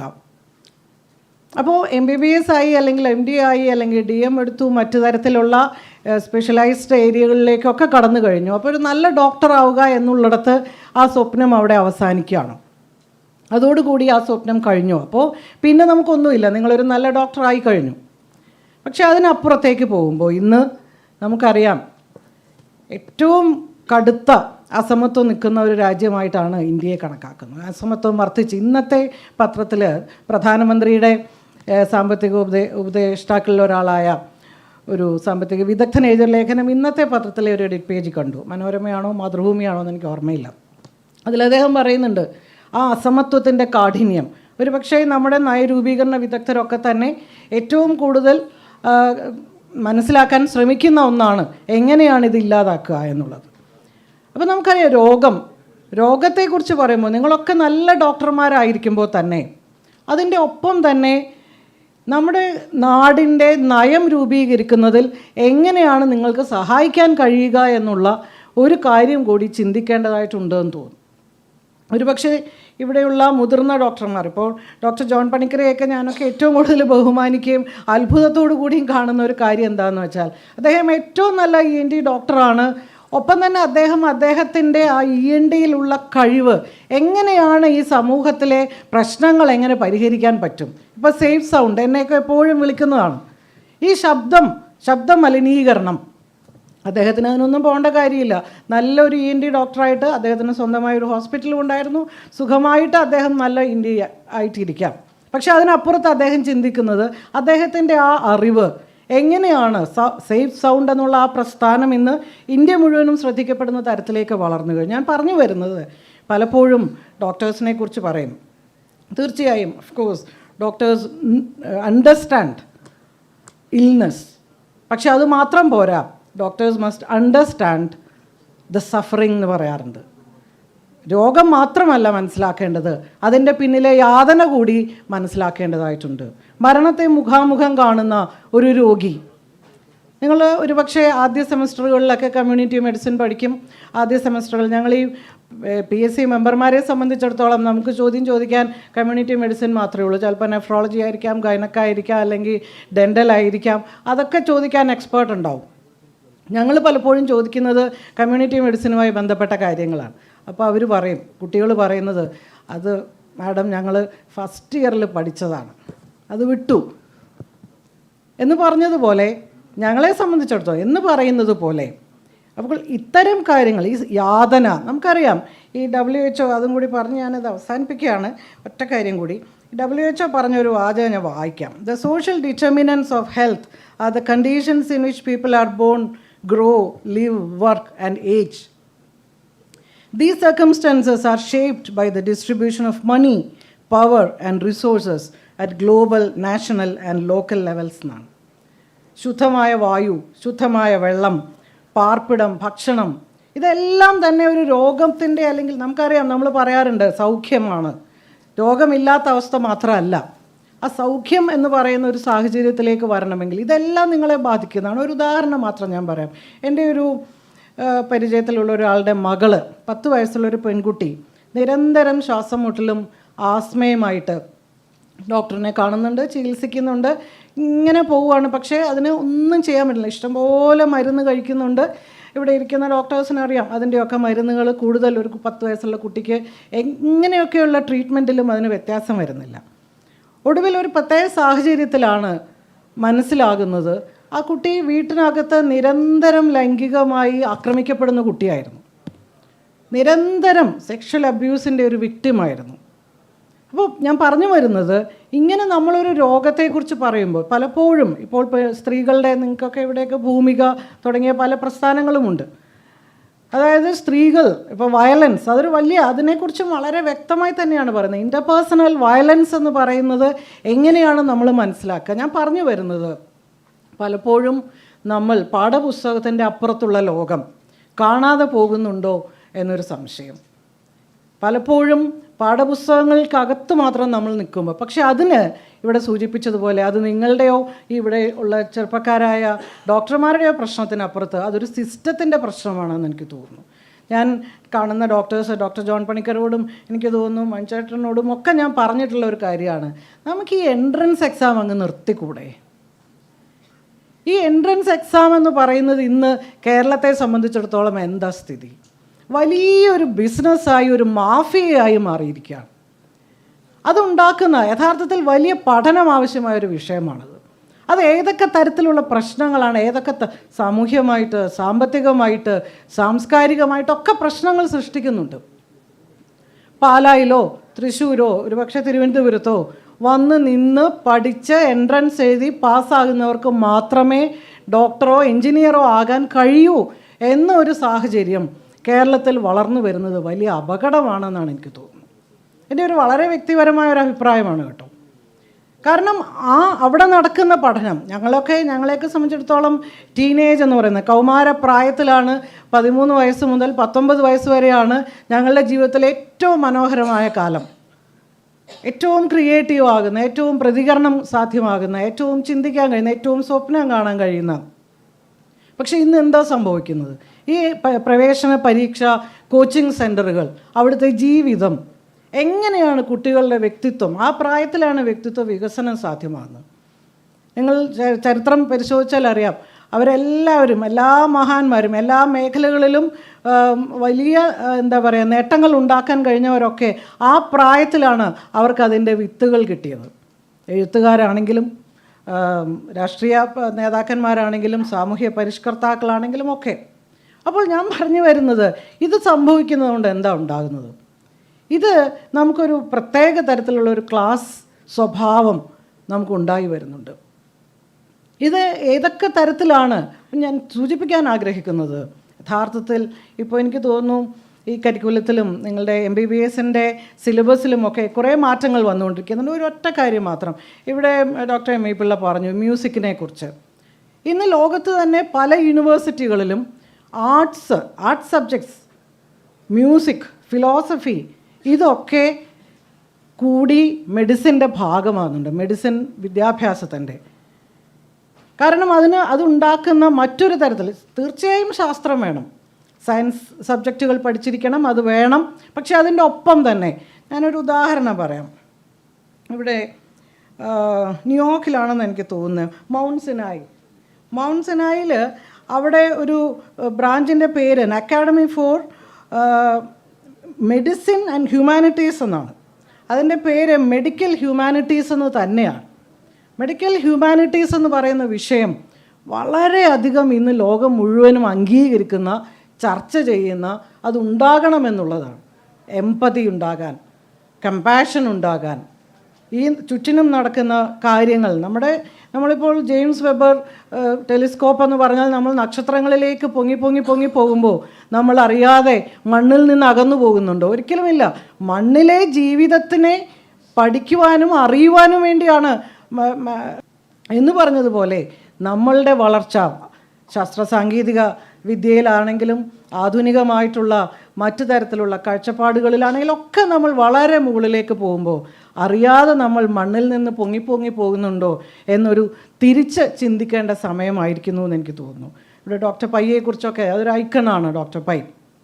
എങ്ങനെയാണ് നമുക്ക് ഇത്തരത്തിലുള്ള മാറ്റം കൂടി വരുത്തേണ്ടതല്ലേ എന്ന് തീർച്ചയായിട്ടും തിരുവനന്തപുരം മെഡിക്കൽ കോളേജ് പോലെയുള്ള ഒരു പ്രസ്ഥാനത്തിൻ്റെ വളർച്ചയെക്കുറിച്ച് ഓഫ് ചേഞ്ച് ആവാൻ കഴിയും, ഒരു മാറ്റത്തിൻ്റെ ചാലക ശക്തിയാകാൻ ഇവിടെ നമ്മൾ നിരന്തരം കാണുന്ന നിരവധി പ്രശ്നങ്ങൾക്ക് പരിഹാരമുണ്ടാക്കാൻ കൂടി നിങ്ങളുടെ അറിവ്, നിങ്ങളുടെ കഴിവ്, നിങ്ങളുടെ പ്രാഗൽഭ്യം എങ്ങനെ മാറ്റി തീർക്കാൻ കഴിയും, എങ്ങനെ നിങ്ങൾക്ക് നയരൂപീകരണത്തിനുള്ള ഒരു സമ്മർദ്ദ ശക്തിയായി ഒരു പ്രഷർ ഗ്രൂപ്പായിട്ട് നിങ്ങൾക്ക് പ്രവർത്തിക്കാൻ കഴിയും, അതിന് സഹായകമായ ഒരു വ്യവസ്ഥ കൂടി ഉയർന്നു വരേണ്ടതുണ്ട്, നമുക്ക് കൂട്ടായി ആലോചിക്കേണ്ടതുണ്ട് എന്ന് മാത്രം പറഞ്ഞുകൊണ്ട് തീർച്ചയായും നിങ്ങളുടെ എല്ലാ സ്വപ്നങ്ങൾക്കും ചിറകുകൾ വളരട്ടെ, എല്ലാ സ്വപ്നങ്ങളും സാക്ഷാത്കരിക്കപ്പെടട്ടെ, അതിമനോഹരമായ ഒരു നല്ല നാളേക്ക് നിങ്ങളുടെ എല്ലാ സംഭാവനകളും ഉണ്ടാകട്ടെ എന്ന് മാത്രം പറഞ്ഞുകൊണ്ട് ഒരിക്കൽ കൂടി ഇവിടെ ക്ഷണിച്ചതിന് നന്ദി പറഞ്ഞുകൊണ്ട് എൻ്റെ വാക്കുകൾ അവസാനിപ്പിക്കുന്നു. നിങ്ങൾക്ക് നമസ്കാരം. വളരെ നന്ദി പാർവതി. സമയക്കുറവ് കൊണ്ട് അടുത്ത സ്പീക്കറിലേക്ക് നേരിട്ട് പോവുകയാണ്. Dr. Azad Moopen, this is something which all of you should know, how a public-private partnership can make drastic changes in our healthcare system. Very few people know that almost all the funding for government hospitals and government academic programs are coming from extremely compassionate, caring, and imaginative entrepreneurs like Azad Moopen. The two guests we have today for the convention, one from Sweden, another from Baltimore, are all funded by him. He is not a graduate of Trivandrum Medical College, but his pursuit of excellence, his magnanimity should not go unrecognized. He is a standing example of thinking outside the box. A gold medalist in medicine and the best outgoing student from Kozhikode Medical College, he had a path laid out before him to become the professor and head of the department or DME. But he decided to think outside the box. Maybe his parents knew that. The Azad means freedom. He had the freedom to think outside the box. And here we have a galaxy of excellent astromedicity institutions all over the country. Congratulations, Azad. The mic is for you.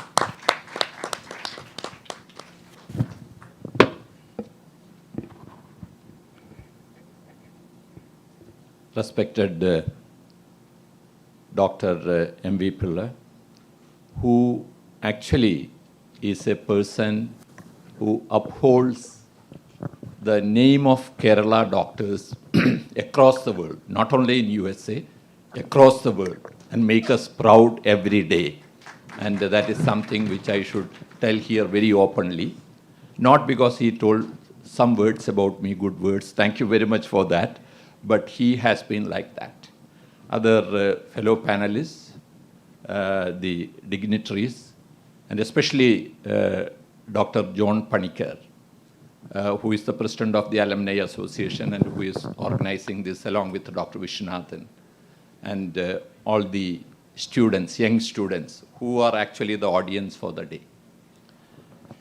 For me, it is a dream come true. As has been told, I am not an alumni of this great institution. I didn't have the privilege.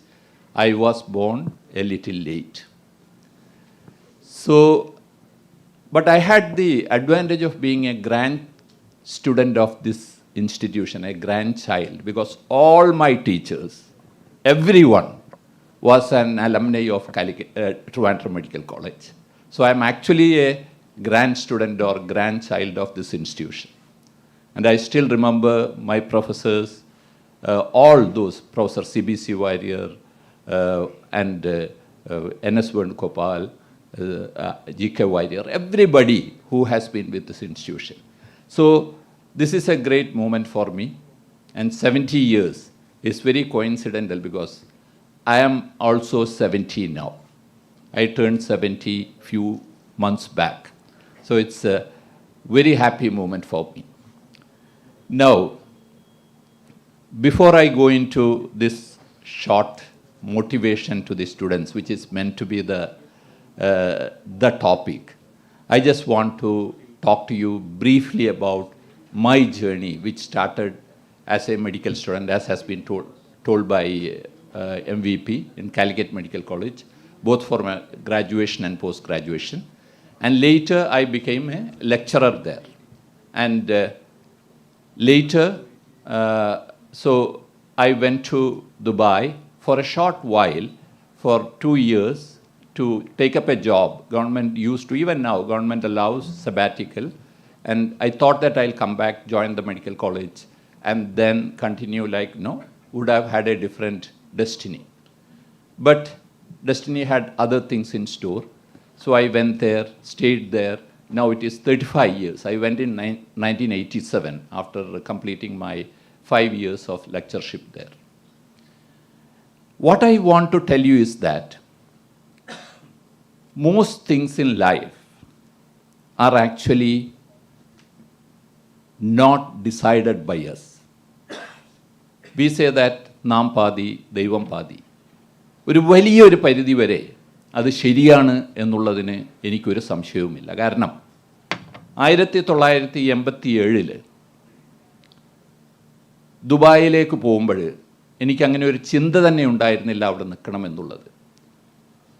അത് ദൈവഹിതമായിരുന്നു. ഞാനൊരു doctor കൂടെ ജോലി ചെയ്യാൻ വേണ്ടിയിട്ട് അവിടെ പോയതായിരുന്നു. എൻ്റെ ഒരു ഫ്രണ്ട് കാലിക്കറ്റ് മെഡിക്കൽ കോളേജിൽ ഒരു അലംനായി ഇവിടെ കൂടെ ജോലി ചെയ്യാൻ വേണ്ടി അവിടെ പോയതായിരുന്നു.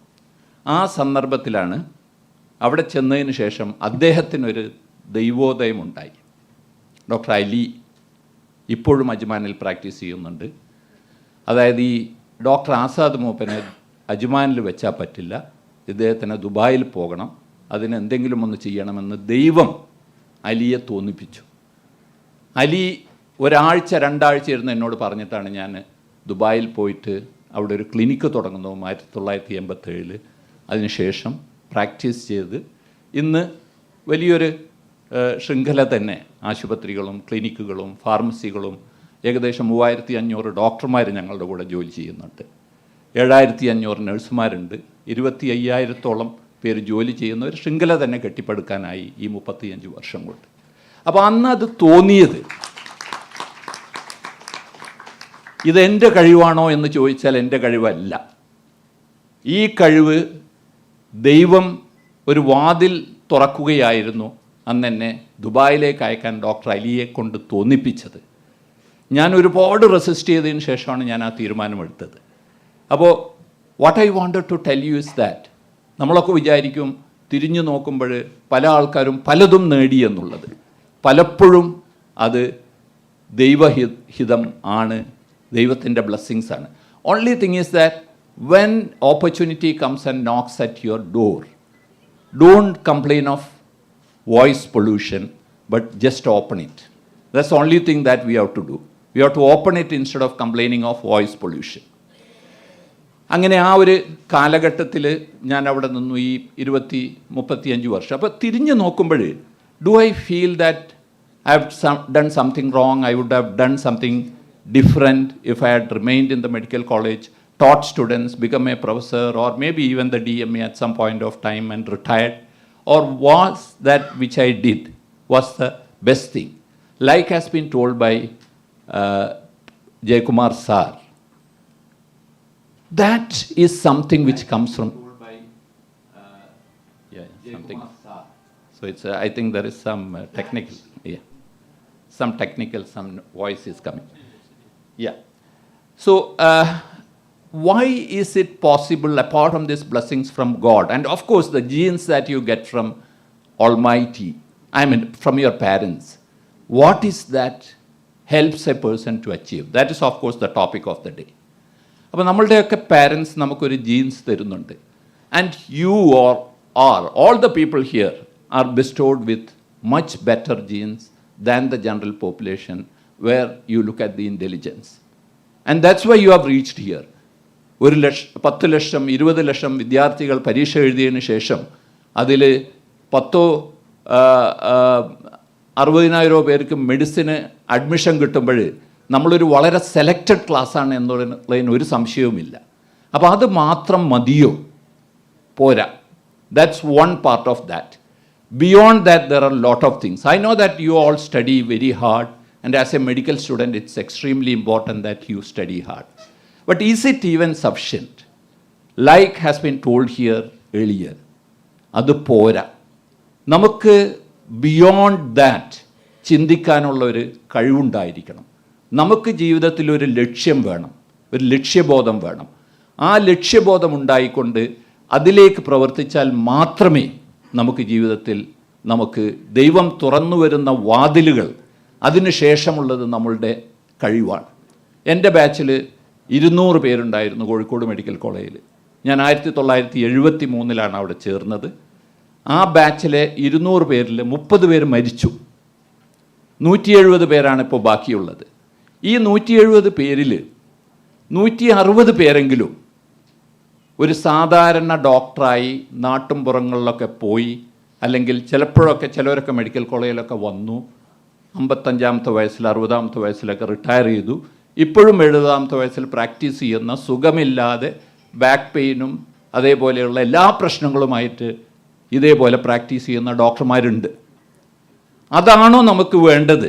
ഞാനത് മോശമാണെന്നല്ല പറയുന്നത്, അതിനൊരു പ്രസക്തിയുണ്ട്, അത് ചെയ്യേണ്ടതാണ്.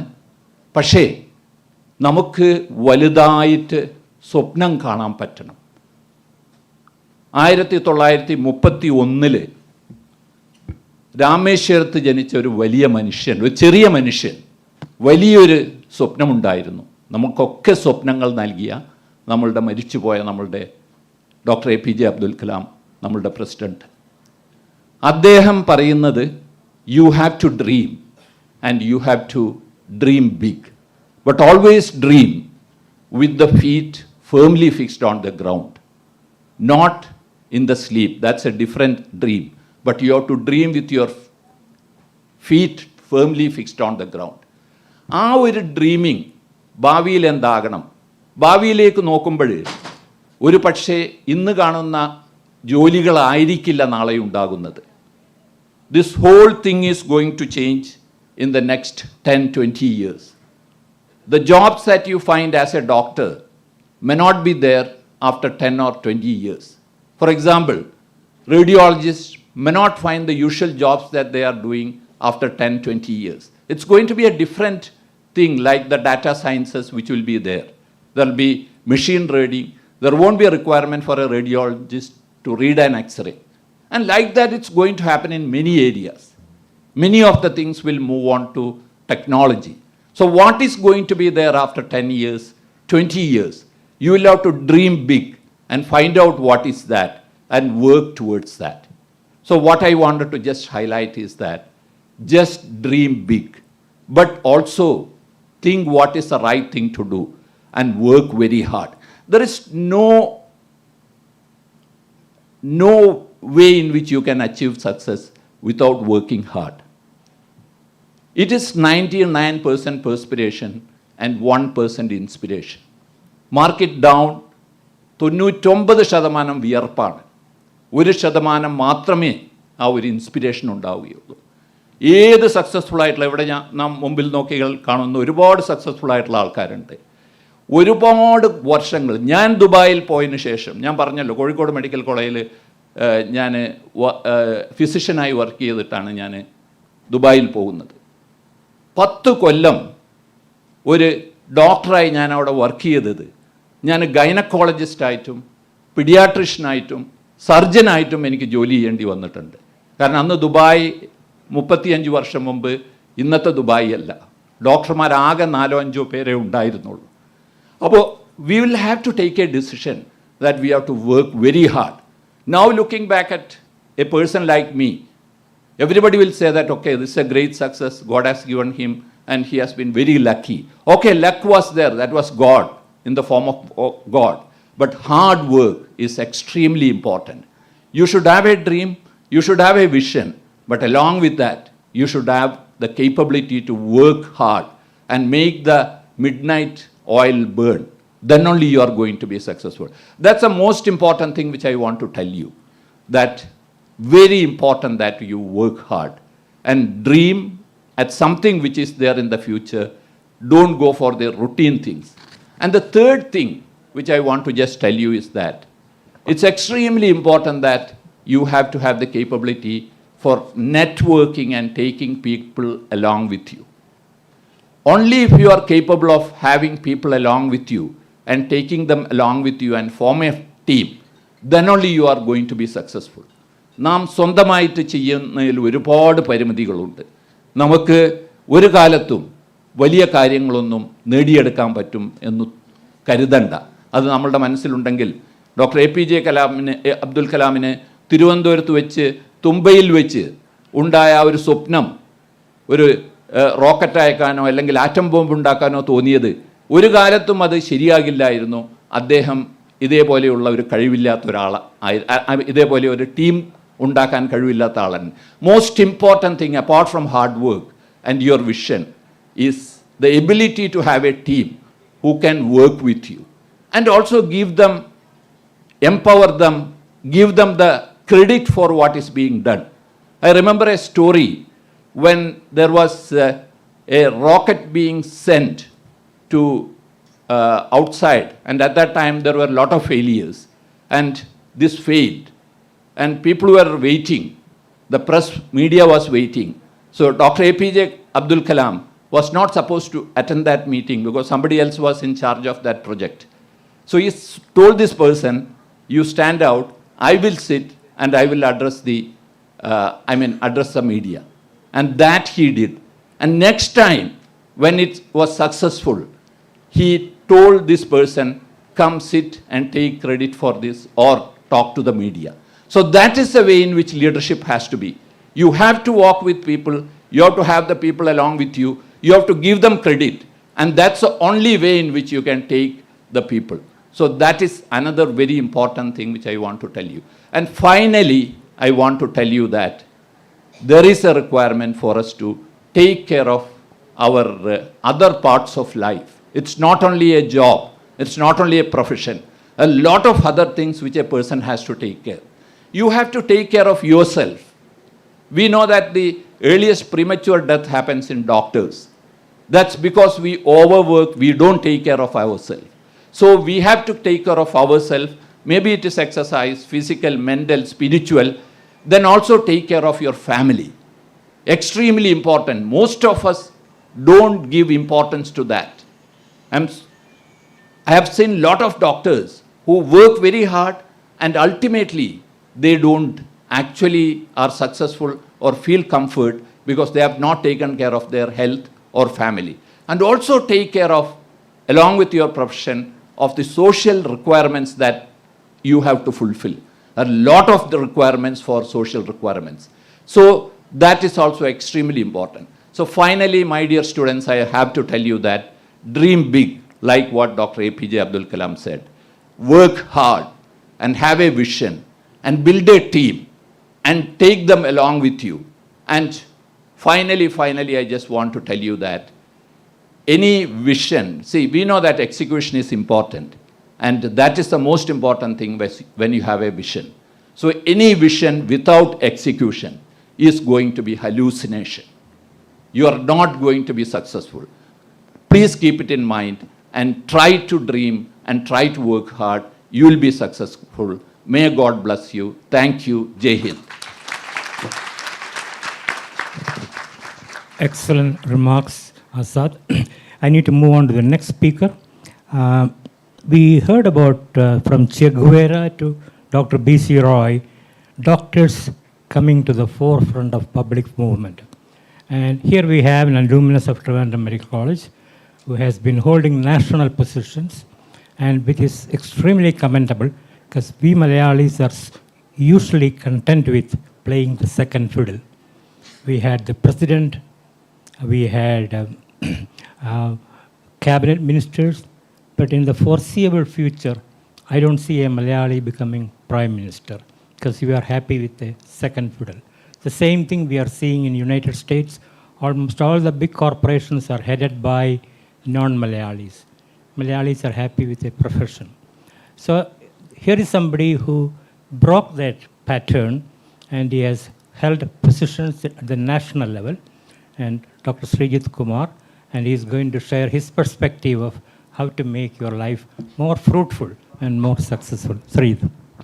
ബഹുമാനപ്പെട്ട എം വി പിള്ള സർ, അധ്യക്ഷ വേദിയിലെ ബഹുമാന്യരെ, പ്രിയപ്പെട്ട സുഹൃത്തുക്കളെ, മെഡിക്കൽ സുഹൃത്തുക്കളെ, for me personally this a big dream come true because the best speakers, two of the best speakers I've ever seen is Dr. M.V. Pillai and Dr. Ansri K. Jayagomar. They speak excellently, exemplary. M V Pillai സാറിൻ്റെ മദ്യപാനിയെക്കുറിച്ചുള്ളൊരു definition 5 കൊല്ലം മുമ്പ് sir എറണാകുളത്ത് വെച്ച് പറഞ്ഞൊരു ഡെഫിനേഷനുണ്ട്. തന്നെക്കാൾ കൂടുതൽ മദ്യപിക്കുന്നവൻ ആരോ അവനാണ് മദ്യപാനി എന്നാണ്. അതുമാതിരിയുള്ള ക്ലാസിക് വൺ ലൈനേഴ്സ് മലയാളത്തിലായാലും ഇംഗ്ലീഷിലായാലും. അപ്പോൾ so it's a very big dream come true for me. പക്ഷേ അതിൻ്റെ മറുവശം എന്താണെന്ന് വെച്ചാൽ ഇത്രയും വലിയ മഹാരഥന്മാർക്കിടയിൽ പറയാൻ ചെറിയൊരു മുട്ടിടി ഇല്ലാതില്ല. എനിക്ക് ഈ അവസരം കിട്ടിയത് 2 കാരണം കൊണ്ടാണ്. ഒരുപക്ഷെ ഒന്ന്, ഈ വെറ്ററൻസിൻ്റെ ജനറേഷൻ കഴിഞ്ഞിട്ട് അടുത്ത ജനറേഷനിലേക്ക് വരുമ്പോൾ ഒരുപക്ഷെ അവരെ പ്രതിനിധീകരിക്കുന്ന ആളാണ് ഞാൻ. 2, ജോൺ മെഡിക്കൽ സാറിൻ്റെ വളരെ അടുത്ത സുഹൃത്തുക്കളാണ്. അപ്പോൾ സാറിൻ്റെ നമ്മളെല്ലാം തമ്മിലുള്ള ഒരു കോമൺ ഫാക്ടർ അതാണ്. സാറിൻ്റെ ഏറ്റവും അടുത്ത ആൾക്കാരാണ് ഈ ഇരിക്കുന്ന എല്ലാവരും. ഇപ്പോൾ ചെറിയൊരു പ്രശ്നം ഉണ്ടായതെന്ന് പറഞ്ഞാൽ ക്ലാസ് മാറിക്കേറിയ ഒരു അനുഭവമാണ്. കാരണം 1ാം ക്ലാസ്സിൽ പഠിപ്പിക്കാനുള്ള തറാപറയൊക്കെ മനസ്സിലും ആലോചിച്ചുകൊണ്ട് വന്നപ്പോൾ ഇവിടെ വന്നപ്പോൾ MA ലിറ്ററേച്ചറിൻ്റെ ക്ലാസ്സാണ് എടുക്കേണ്ടത്. കാരണം ഫ്രണ്ടിൽ ഇരിക്കുന്നത് ആസാദ് മൂപ്പൻ സാറ്, സഹദുള്ള സാറ്, നമ്മുടെ വൈസ് ചാൻസലർ വിജയരാഘവൻ സാറ് എന്ന് പറഞ്ഞാൽ ദ ബിഗ്ഗസ്റ്റ് അച്ചീവേഴ്സ് ഇരിക്കുമ്പോൾ. പക്ഷെ what I try to say in next probably may be 4-5 minutes, I won't take more than that, is what I would like to address to the medical students. And I know that there is a hall outside which is filled with medical students. അവർ അവിടെ ഇരുന്ന് ഇത് മുഴുവൻ കേൾക്കുകയാണ്. അപ്പോൾ ഇവിടെ ഇരിക്കുന്ന വലിയ മഹാരഥന്മാർ തൽക്കാലത്തേക്ക് എന്നോട് ക്ഷമിക്കണം. കാരണം ഞാൻ ഈ അക്ഷരങ്ങളാണ് പറയാൻ പോകുന്നത്, വലിയ കാര്യങ്ങളല്ല. ഒന്നാമത്തെ കാര്യം എനിക്ക് പറയാനുള്ളത്, എൻ്റെ ഗൈഡ് ഇവിടെ ഇരിപ്പുണ്ട്, Indu madam, she is my guide. So she keeps teaching us statistics and we all begin with null hypothesis. അതിൽ പറയുന്നത് നമ്മൾ ആരും സിഗ്നിഫിക്കൻ്റ് അല്ല. നൾ ഹൈപ്പോത്തസിസ് അങ്ങനെയല്ല, നത്തിങ് ഇസ് സിഗ്നിഫിക്കൻ്റ് എന്നാണ്. There is no significant difference. അപ്പോൾ first of all we usually think that ഞാൻ കൊള്ളില്ല. ആസാദ് മൂപ്പൻ സാറ് കൊള്ളാം, സഹദുള്ള സാറ് കൊള്ളാം, മോഹൻ സാറ് കൊള്ളാം, അവരൊക്കെ വലിയ വലിയ ആൾക്കാരാണ്. നിജിൽ ഇരിപ്പുണ്ട്, he is president of AKMG, very very coveted position. ഈ കാനഡയിൽ ചെന്നിട്ട് അവിടുത്തെ സാർ പറഞ്ഞ മാതിരി അവിടുത്തെ ലീഡറായി. അപ്പോൾ നമ്മൾ യൂഷ്വലി നമുക്കൊരു ധാരണയുണ്ട് ഞാൻ കൊള്ളില്ല. അതിൻ്റെ ഒരു കൃത്യമായ പ്രതിനിധി ഞാനാണ്. കാരണം ഈ നേരത്തെ നമ്മുടെ M V Pillai sir introduce ചെയ്യുമ്പോൾ there is probably a huge legacy for many people, but for most of us we don't have a legacy. നമ്മൾ സാധാരണക്കാരാണ്. ഞാനും ഈ ക്യാമ്പസിലേക്ക് 1984 വരുമ്പോൾ ഞാനൊരു വെറും സാധാരണക്കാരനാണ്. Though I am very proud of my parents, I see my parents as the biggest people in this world. Nobody can beat them, but they didn't have a huge legacy. നമ്മൾ മിക്കവാറും പേര് അങ്ങനെ വന്നവരാണ്. അപ്പോൾ അങ്ങനെ വരുന്ന ഒരാൾക്ക്, നമ്മുടെ മിഡിൽ ബെഞ്ചിലോ ലാസ്റ്റ് ബെഞ്ചിലോ ഇരിക്കുന്ന ഒരാൾക്ക് സ്വപ്നം കാണാൻ അവകാശമുണ്ടോ? ഞാൻ ആദ്യം ഒരു കാര്യം പറയട്ടെ, നമ്മളിവിടെ ഇരിക്കുന്ന എല്ലാവരും നമ്മുടെ ജീവിതത്തിലെ ഏറ്റവും വലിയ സ്വപ്നം സാക്ഷാത്കരിച്ച് കഴിഞ്ഞവരാണ്. ഏതൊരു മെഡിക്കൽ ഡോക്ടറിനും, അത് ഇത്രയും വലിയ ശൃംഖല ഉണ്ടാക്കിയ ആസാദ് സാറിനായാലും, ഗ്ലോബൽ വൈറോളജി നെറ്റ്വർക്ക് ഉണ്ടായ എം വി പിള്ള സാറിനായാലും, മെഡിക്കൽ യൂണിവേഴ്സിറ്റിയുടെ വൈസ് ചാൻസലറായിരിക്കുന്ന മോഹൻ സാറിനായാലും, സഹദുള്ള സാറിനായാലും ജീവിതത്തിലെ ഏറ്റവും വലിയ ഡ്രീം മെഡിക്കൽ ഡോക്ടർ ആവുക എന്നുള്ളതായിരുന്നു. ജീവിതത്തിലെ ഏറ്റവും വലിയ ദിവസം was the first day in medical college. And there the first year medical student is no different from Dr. M.V. Pillai sir. So we have all achieved the biggest dream in our life, which shows that we are all capable. And that is why we are rightfully called the cream of the society. And when we get into the ബസ്സിൽ കയറി പറ്റി, ഇനി നമുക്ക് ഫ്രണ്ടിൽ window seat കിട്ടണം. അതിനുവേണ്ടി what we need to do. And there are two things. One is opportunity. And by getting an admission to medical college, with so many guides, mentors, professors, leaders, associations, the opportunity is always there. And the second thing which we need to have is dream. സ്വപ്നം കാണുക. And when you dream, നേരത്തെ Jayakumar sir പറഞ്ഞ മാതിരി, dream biggest. Don't dream small, dream biggest. Because നേരത്തെ Azad sir ഒരുപാട് tips തന്നു. In fact I was very keenly listening to him. 5 കൊല്ലം മുമ്പ് എനിക്ക് ഓർമ്മയുണ്ട് സാറിൻ്റെ അടുത്ത് ഒരു അപ്പോയിൻമെൻറ്റ് എടുക്കാൻ വേണ്ടി ഞാനന്ന് ഐമയുടെ സംസ്ഥാന പ്രസിഡന്റ് ആവുമായിരുന്നു. ഞാനും സുൽഫിയും കൂടെ സാറിൻ്റെ അവിടെ പോയി കുറേ നേരം കാത്തു നിന്ന് സാറിനെ കാണും. വലിയ പലാഷ്യൽ ബിൽഡിംഗ് ഒക്കെയാണ് അവിടെ. മാഡം ഉണ്ടായിരുന്നു. അപ്പോൾ അവിടെ ചെന്നപ്പോഴേക്ക് എനിക്ക് വലിയ സന്തോഷമുണ്ടായി. മാഡം എൻ്റെ TV പരിപാടി കണ്ടുകൊണ്ടിരുന്ന ഒരാളായിരുന്നു. അപ്പോൾ അതുകൊണ്ട് മാഡം ഇമ്മീഡിയറ്റ്ലി കണക്ട് ചെയ്തു. നമ്മൾ പോയ ഒറ്റ ഉദ്ദേശത്തിനാണ് പൈസ മേടിക്കുക. പക്ഷെ സാറ് നമ്മൾ വളരെ അന്ന് ഞങ്ങൾ ആക്ച്വലി പോകുമ്പോൾ ഒരു സ്പോൺസറിനെ തപ്പിപ്പോയതാണ്. പക്ഷെ അതിനുശേഷം സാറിൻ്റെ ഒരു വലിയ ആരാധകനായി മാറി. കാരണം ഹിസ് ഹ്യൂമിലിറ്റി. അപ്പോൾ എനിവേ, അപ്പോൾ അങ്ങനെ സാറിനെ അന്ന് ഇത് ചെയ്യാം. അപ്പം നമ്മൾ വി വർ ഡ്രീമിങ് ബിഗ്. ഞങ്ങൾ അന്ന് ആ മെഡിക്കൽ കോൺഫറൻസ് തിരുവനന്തപുരത്ത് നടത്തുമ്പോൾ നമ്മൾ പേരിട്ടത് മെഡിസിൻ മില്ലീനിയം എന്നാണ്. അതുള്ള സാറൊക്കെ ഇരിപ്പുണ്ട്. അദ്ദേഹം അതിൻ്റെ വലിയൊരു പേറ്റണായിരുന്നു. Medicine millennium. We drummed very big. We started with nothing. ഞാൻ ഈ കോളേജിൽ I'm not blowing my trumpet, പക്ഷേ ഞാൻ ആ സമയത്ത് ചെയർമാനായിരുന്നു. We had nothing. അന്നത്തെ മെഡിക്കൽ കോളേജ് യൂണിയനും നമുക്ക് തന്നെ അറിയാം, നമ്മൾ ഒരു മാസം 100 രൂപ ഒക്കെയാണ് ഒരു മാസത്തെ ബത്ത. ഇന്ന് ഒരു കുട്ടിയുടെ ഒരു സൂപ്പിൻ്റെ വില പോലും ആവുന്നില്ലത്. നമ്മുടെ അന്നത്തെ ഒരു മാസത്തെ 100 രൂപയാണ്. അപ്പോൾ നമ്മളിങ്ങനെ സൈഡിൽ നിൽക്കും, അവൻ കൊടുക്കുമോ ഞാൻ കൊടുക്കുമോ സാറും.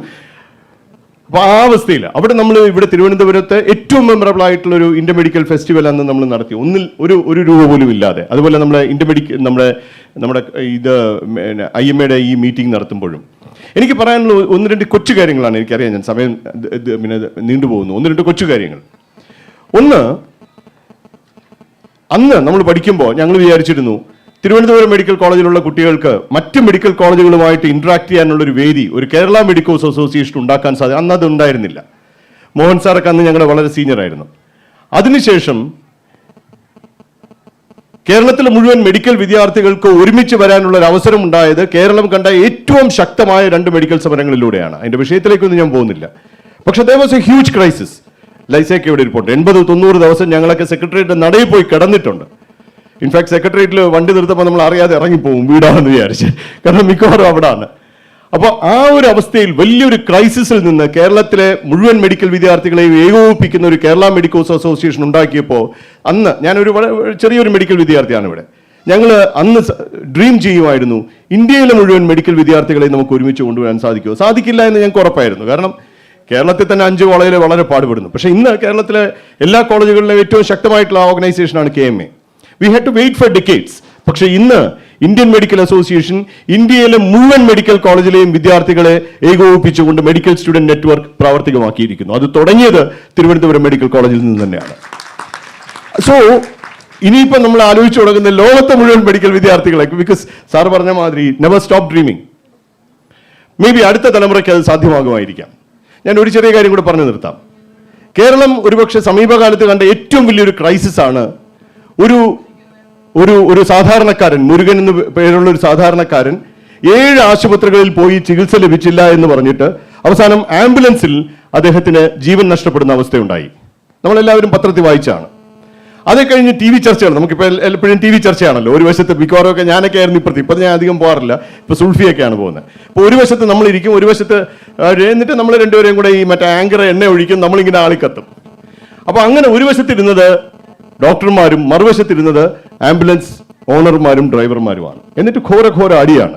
അപ്പോൾ ആംബുലൻസുകാർ പറയുന്നു ഞങ്ങൾ ചെന്നാൽ ഇവർ തിരിഞ്ഞു നോക്കില്ല. ഡോക്ടർമാർ പറയുന്നു ഇവന്മാർക്ക് ഉത്തരവാദിത്വം ഇല്ല, സമയത്ത് വരുന്നില്ല. ഈ അടി നടന്നുകൊണ്ടിരിക്കുമ്പോൾ ഞങ്ങൾ കുറച്ചുപേര് ചേർന്ന് ആലോചിച്ചു ഇത് ശരിയാവില്ല. കാരണം അൾട്ടിമേറ്റ്ലി നഷ്ടമാർക്കാണ്, നഷ്ടം രോഗിക്കാണ്. അവിടെ നിന്ന് ഉരുത്തിരിഞ്ഞ ആശയമാണ് കേരളത്തിലെ മുഴുവൻ ആംബുലൻസുകളെയും ഒരു നെറ്റ്വർക്കിലേക്ക് കൊണ്ടുവരിക. അത് ഇന്ത്യയിൽ ഒരുപക്ഷെ ലോകത്ത് തന്നെ മറ്റൊരിടത്തുമില്ല. ഇന്ന് ജോൺ മെഡിക്കൽ സാറൊക്കെ അതിന് നേതൃത്വം നൽകുകയാണ്. ഞാനെല്ലാം അതിൻ്റെ കൂടെ ഉണ്ട്.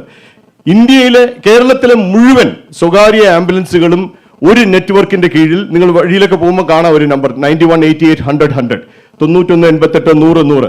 ആ നമ്പറിൽ വിളിച്ചാൽ 7 മിനിറ്റിനകം കേരളത്തിൽ എവിടെയും ഒരു ആംബുലൻസ് എത്തുന്നു. അത് ഒരു ആംബുലൻസ് ഞങ്ങൾ വാങ്ങിച്ചിട്ടില്ല, 1 രൂപ ഇൻവെസ്റ്റ് ചെയ്തിട്ടില്ല. ഉള്ള ആൾക്കാരെ നെറ്റ്വർക്ക് ചെയ്ത്, അതാണ് സാർ നെറ്റ്വർക്കിന്റെ കാര്യം പറഞ്ഞത്, ഉള്ള ആൾക്കാരെ നെറ്റ്വർക്ക് ചെയ്യുകയാണ് ചെയ്തത്. അങ്ങനെ ഞാൻ പണിക്കർ സാറും ഞാനും ഒക്കെ കൂടി ഇങ്ങനെ ആലോചിച്ചുകൊണ്ടിരുന്നപ്പോഴേക്ക് സാറ് ദൈവം കൊണ്ട് തരുന്നു എന്ന് പറഞ്ഞ മാതിരി നരേന്ദ്രകുമാർ സാറിനെ കൊണ്ടു തന്നു. സാറ് പറഞ്ഞു എത്ര ചിലവാണെങ്കിലും കുഴപ്പമില്ല, ഞാൻ നോക്കിക്കോളാം. സാർ സ്വന്തം പോക്കറ്റിൽ നിന്ന് കോടിക്കണക്കിന് രൂപ രമേശ് കുമാർ ഫൗണ്ടേഷന്റെ പേരിൽ അതിൽ ചിലവാക്കി. കേരള പോലീസ് അതിന്റെ ഭാഗമായി. ബഹുമാനപ്പെട്ട മുഖ്യമന്ത്രി അത് ഉദ്ഘാടനം ചെയ്തു. അങ്ങനെ ഒരു വലിയ സംരംഭമുണ്ടായി. ഞാനിത് പറഞ്ഞത് എന്തിനാന്ന് വെച്ചാൽ ഈ 2 അവസരത്തിലും കേരള മെഡിക്കോസ് അസോസിയേഷൻ ഉണ്ടായപ്പോഴാണെങ്കിലും NMC ബില്ല് വന്നപ്പോഴേക്ക് ദേശീയ തലത്തിൽ മെഡിക്കൽ വിദ്യാർത്ഥി പ്രസ്ഥാനം ഉണ്ടായപ്പോഴാണെങ്കിലും അതുപോലെ ഈ മുരുകന്റെ ഇഷ്യൂവിന് ശേഷം ട്രോമ റെസ്ക്യൂ ഇനിഷ്യേറ്റീവിന് ഉണ്ടായപ്പോഴും ഇതിന്റെ എല്ലാം common factor there was a crisis. So that's why see the opportunity in every crisis. So if you are in a crisis, you are lucky because there is an opportunity. If something is already there, you are no more required. So I'll stop by saying that dream big. And if there is a crisis, and we have plenty, ഓരോ ഇതിലും ഇപ്പം നമ്മുടെ നേരത്തെ madam safe സൗണ്ടിനെ പറ്റി പറഞ്ഞു. Safe sound, safe food, ഇപ്പോൾ അതിൻ്റെ ഒരു സെമിനാർ നടന്നുകൊണ്ടിരിക്കുകയാണ്. ഒരുപാട് ക്രൈസിസ് ഉണ്ട്. And for each of the crises, there is an opportunity for each one of you to emerge as a leader, provided you have two things.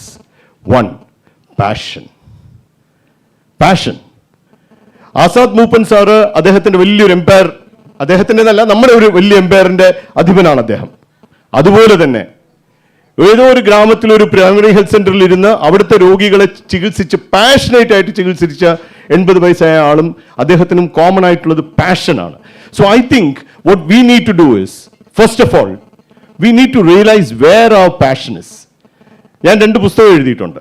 ഒന്ന് 15 കൊല്ലം മുമ്പേ ഞാൻ ആദ്യം DC ബുക്സ് ആണ് പബ്ലിഷ് ചെയ്തത്. പ്രമേഹം സമ്പൂർണ്ണ വിജ്ഞാനം. പണ്ട് വെള്ളായണി അർജുനൻ എന്നൊരു മാന്യദേഹം ഉണ്ടായിരുന്നു. അദ്ദേഹം ഈ എൻസൈക്ലോപീഡിയയുടെ ഒക്കെ ഡയറക്ടറായിരുന്നു. അപ്പോൾ അദ്ദേഹം എൻ്റെ നെയ്ബറായിരുന്നു. അദ്ദേഹം ഈ വിജ്ഞാനകോശമൊക്കെ എഴുതുന്നതാണ്. അപ്പോൾ ഞാൻ വിചാരിച്ചു ഞാനും ഒരു വിജ്ഞാനകോശം എഴുതണം. അങ്ങനെ ഞാൻ ഒരുപാട് വർഷം പടിപെട്ട് ഒരു പ്രമേഹം സമ്പൂർണ്ണ വിജ്ഞാനം എന്നൊരു പുസ്തകം എഴുതി. നിങ്ങളാരും കണ്ടിരിക്കില്ല, കാണാൻ വഴിയില്ല. ഇപ്പോൾ അത് കിട്ടുകയില്ല, കാരണം അത് വിറ്റിട്ടില്ല. അപ്പോൾ ഞാൻ ഇത്തവണ IMAയുടെ എക്സിബിഷൻ നടക്കുമ്പോൾ 2 ബുക്ക് എൻ്റെ ഉണ്ടായിരുന്നു. ഞാൻ വിമലിൻ്റെ അടുത്ത് പറഞ്ഞു, വിമലെ തിരിച്ചു തരണം, കാരണം എൻ്റെ കോപ്പിയില്ല, പോയാൽ കിട്ടത്തുമില്ല. Because I did it without passion. 2019 ഞാനൊരു പുസ്തകം പ്രസിദ്ധീകരിച്ചു, പ്രമേഹം മാറാൻ നല്ല ഭക്ഷണം. I put my heart into it. I took just 1 day to write it. Because the idea was not to propagate me, the idea was to propagate the theme. And now today it's one of Manorama's best sellers. അത് ഞാൻ ചെറിയൊരു മനുഷ്യനാണ്. ഞാൻ ആദ്യമേ പറഞ്ഞു ഞാൻ വലിയ ആളല്ല, ഈ വലിയ ആൾക്കാരുണ്ട്. അപ്പോൾ കൊച്ചു ആൾക്കാർക്കും അത് സാധിക്കും, provided you have the passion. It took me 2 decades, more than 2 decades into my practice in internal medicine and diabetes to realize my passion lies in reversing diabetes through good food. ഇത്തവണത്തെ world congress നമ്മുടെ 4 papers ഈ good food and reversal, madam എൻ്റെ ഗൈഡാണ്. We are publishing that.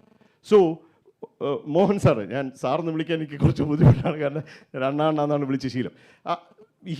He was one of our guide and mentor. ഞങ്ങൾ college days ആയിരിക്കുമ്പോൾ ഞങ്ങളെയൊക്കെ association activities പഠിപ്പിച്ചത് അദ്ദേഹമാണ്. ആൻഡ് മെഡിക്കൽ കൗൺസിൽ ഞങ്ങൾ ഒരുമിച്ചിരുന്നുണ്ട്. I have seen every time, അതായത് നമ്മൾ നോക്കുകയാണെങ്കിൽ probably he is a big achiever, but always he aims further. So we have living legends amongst us. MV Pilla sir, Asad Moopan sir, John Panikkar sir, a man of perseverance, single-handed perseverance. If we have to idolize one person, that would be Dr. John Panikkar. He has only one enemy, സാറിൻ്റെ ഭാര്യ, കാരണം വീട്ടിൽ കയറില്ല. പക്ഷെ മാഡത്തിന് അത് ഇഷ്ടമാണ്, അതുകൊണ്ടാണ് മാഡം ഇങ്ങനെ വിട്ടിരിക്കുന്നത്. പക്ഷേ the commitment of this person, infectious. So I'll wind up by saying, one, dream big. And if there is a crisis, there is an opportunity. You have never feel alone. And Jayumar sir parna madri, make the most stupid possible dream, because that may change the world. And never feel alone. We are all part of the same fraternity. Indian Medical Association is there, your alma mater is there, your teachers are there, your mentors are there. എനിക്ക് ഓർമ്മയുണ്ട് MV Pilla സാറിൻ്റെ അടുത്തൊക്കെ നമ്മൾ എന്തെങ്കിലും ഒരു കാര്യം, ഒരു personal WhatsApp message അയച്ചാൽ മതി, ഹി ടേക്ക് പ്രൊഫഷൻ്റെ ഒരു കാര്യം എന്നുള്ള രീതിയിലാണ് അദ്ദേഹം അത് എടുക്കുന്നത്. ഈവൻ സഹദുള്ള സാറ്, ആസാദ് മൂപ്പൻ സാറൊക്കെ. അപ്പോൾ never feel alone, dream big, know your passion, palpate your passion, and have perseverance. Thank you very much. Jai Hind. Very informative and very insightful, Srijit. And this is exactly why the moderators have a tough time. It's like landing a dozen 777 Boeing and then blocking the roads and say we have only 100 feet for you to take off, 100 feet to land.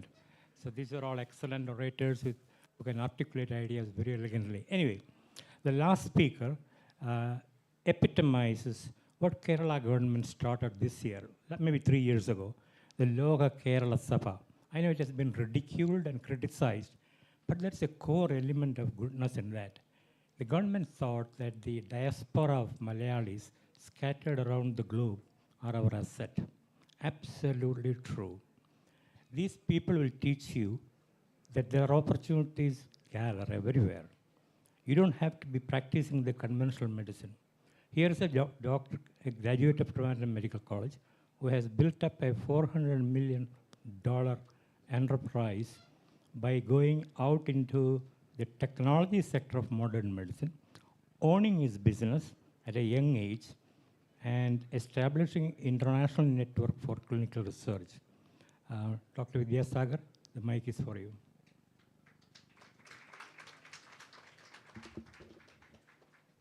Good afternoon. You know, I'm not a good speaker. Let me just that's my disclaimer. So first I should say that this is the batch of 1987. We had a get-together a few days back, and you can see we have movers and shakers in our group, and I'm going to the next slide. So I will start my talk by saying, did you come into this college by chance or by choice?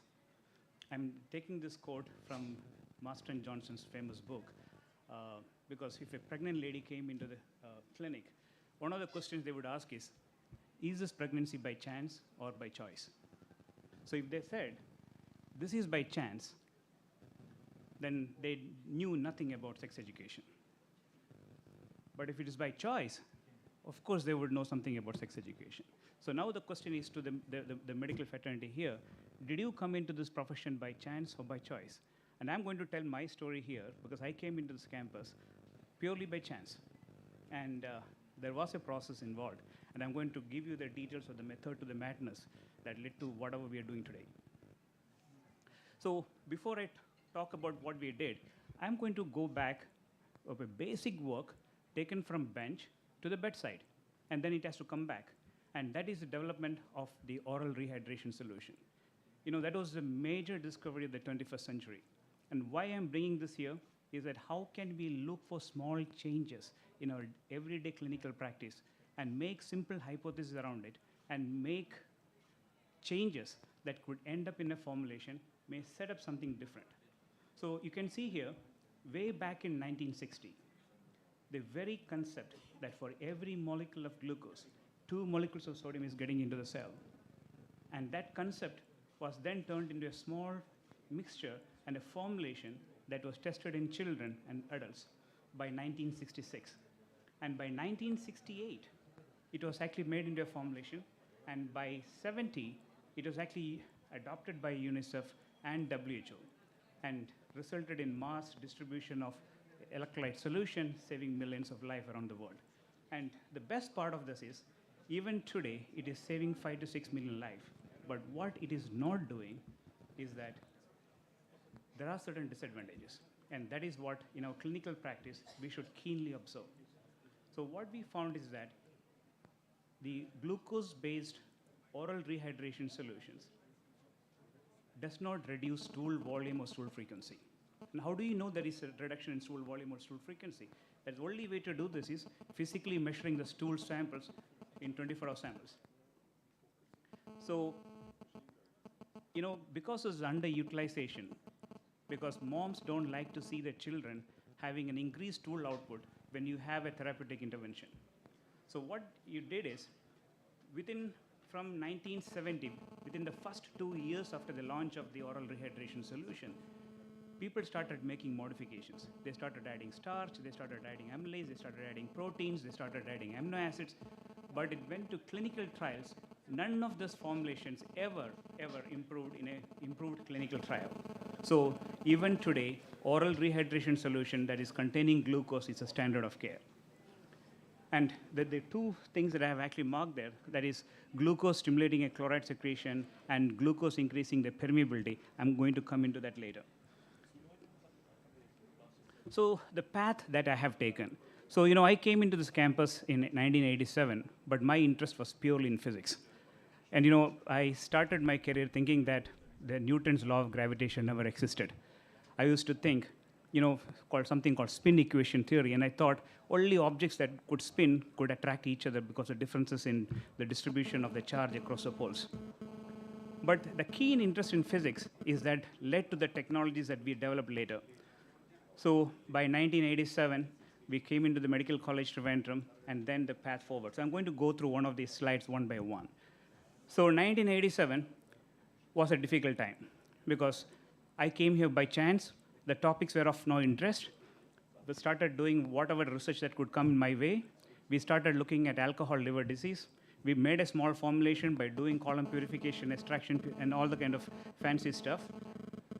But my aim here was not to make something for alcohol liver disease, because India has 39% malnutrition, and even Kerala today has around 20% malnutrition, undernourishment, diarrheal diseases. And if you look at the world population put together, India has more undernourished people than the rest of the world. So what I did, I slowly migrated my efforts to CMC Vellore. And I was invited by Dr. V.A. Mathan. I don't know how many of you here will know Dr. V.A. Mathan. He was the guy who actually coined the term tropical enteropathy. Now it is reclassified as enteric enteropathy. And B.S. Ramakrishna was the gastroenterologist with a PhD degree in electrophysiology, looking at electrolyte and nutrient transport in the gut. Together with him, I had the chance to publish some of the great publication from CMC Vellore, and then that went out and had a chance to move out to Yale. Here, I had a chance, the reason I moved to Yale was I wanted to work with a guy who was called the father of the electrolyte transport in the gut, and he's Henry Binder. And after reaching Yale, what happened was, when you have an infectious diarrhea, you lose chloride and you also lose bicarbonate. But the bicarbonate lost in stool was never estimated directly. You could estimate sodium, you could estimate chloride, you could estimate potassium, because you could use an isotope for sodium, you could use an isotope for chloride, you could use an isotope for potassium. But for bicarbonate, there was no direct tools for measuring the bicarbonate movement. So one of the dreams that I had, that I told Henry, was that give me 2 years. We will make a tool for the direct measurement of bicarbonate. And that's the first instrument we actually developed. That's called the pH stat. And that is a knowledge in physics applied in the medicine that I actually learned here. We made that instrument, we sold that to the radiometer analytical, and then we moved. We published quite a few on the actual bicarbonate movement in small intestine and colonic segments. And now we can quantitate how much bicarbonate is actually lost, because this is very important. Because in an infectious diarrhea, you lose bicarbonate, you develop metabolic acidosis. You have a chronic persistent diarrhea, you will develop metabolic acidosis. Why? Because you have around 120 millimoles of chloride, but in terms of bicarbonate, it's only 25 millimoles. So the chance of developing a metabolic acidosis is much sooner. Then so this is an example of a by chance. So I moved to Rochester as my first faculty position, was interested in inflammatory bowel disease, looking at the nutrient transport alterations that will happen in gut. And then I had a chance encounter with the chair of the radiation oncology. His name is Paul O'Keefe, a very brilliant guy who went to engineering college, he went to MIT, and then he came back, and then he did his MD from Harvard. And he was looking for a gastroenterologist or a guy with a gastrointestinal physiology who could look at what happened following radiation. And this is very, very important. You probably know that the intestinal gut is replaced every 5 to 7 days. We have rapidly dividing cells in the gut. But you do have rapidly dividing cells in the tumor too. So when you give radiation and chemotherapy,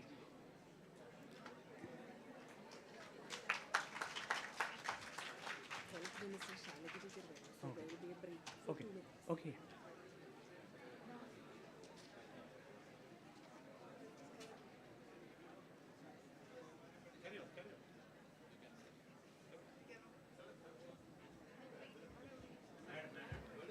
I'll just take some.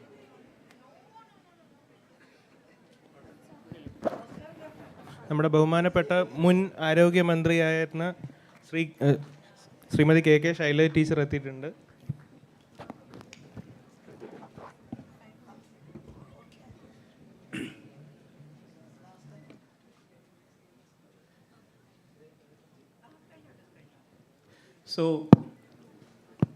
So this point is about a chance encounter with a radiation biologist and a radiation oncologist, looking for a technique to study what happens in the gut following radiation exposure. So together, we started mapping out what is happening in the gut, and we learned quite a bit. So this is the only science slide, probably I will actually put it out here. What we learned here is that you have a crypt, you have a villi. You should understand the difference. Villi is absorptive, crypt is secretory in nature. You have a stem cell located in the crypt which produces daughter cells that will migrate up into the villi. As the cells migrate from the crypt to the villi, they undergo maturation and differentiation. And this is a pure live cell that we have actually taken. And as the cells mature, they develop the brush border membrane. And in the brush border membrane, you have all the transport processes that is needed for absorption of the nutrients. Now, if you look at the crypt, they are purely secretory in nature. In the result of a secretagogue, they will secrete chloride or bicarbonate. Now, the net absorption when you talk about is actually the sum of the absorption from the crypt and the secretion from the absorption from the villi and the secretion from the crypt. Why is this so important? Now, in certain geographical regions, including India, where we have environmental enteropathy, there is blunting of the villi. We have disease conditions like radiation enteritis, or you do chemotherapy. You have Crohn's disease, ulcerative colitis, or celiac diseases, or conditions that is associated with villus damage. The nutrient absorption is compromised, and you will have more secretory effect. So what we did, we found out that glucose, in addition to the sodium absorption that is happening in the villi, will produce a secretion from the crypt. This was a major finding for us. So historically, glucose has been used for all the rehydration purposes. So what we did, we also found one additional thing. Glucose breaches the barrier. So this is about the glucose increasing the net chloride secretion. This is an electron microscopy picture. We are giving radiation, and then in a normal cell, you can see a beautiful barrier being formed. This is adherent junction. You have a breach in the barrier following radiation. We then use certain nutrients and we could tighten the mucosal barrier. So that was a changing concept. So we found there are certain amino acids that could go ahead and tighten the mucosal barrier. So based on that, we wanted to characterize what an ideal formulation should look like. We should increase the sodium absorption, should not stimulate a chloride secretion like glucose, should tighten the mucosal barrier, and should restore the villi. That resulted in the development of our first oncology formulation that was launched way back in 2010. You know, this formulation is now supported by 50 plus publications. We have 100 plus patents on this. This product is now available commercially in the United States. It is in specialty pharmas. And we launched a company. We launched a company called Intrinsic Bioscience, and we started making different formulations based on the functions that we have. Then the question is, I have showed you a lot of these preclinical studies. Do they stand chance in clinical studies? So we moved into patients. We studied so we went straight to the mecca of the place. We went to the Harvard Medical School. We presented our idea, the concept, and we said, we have a formula that might protect patients exposed to radiation or patients exposed to high doses of chemotherapy. And can we minimize their diarrheal output? And we had successful clinical trials done in those patients. Now, this is the latest impact. Just a couple of weeks back, in nuclear countermeasure, that means in case of a nuclear bomb explosion, there is a mass exposure to radiation and with heavy dose of radiation exposure. So they have listed us a nuclear countermeasure program, and our formulation has now been selected as one of the agents.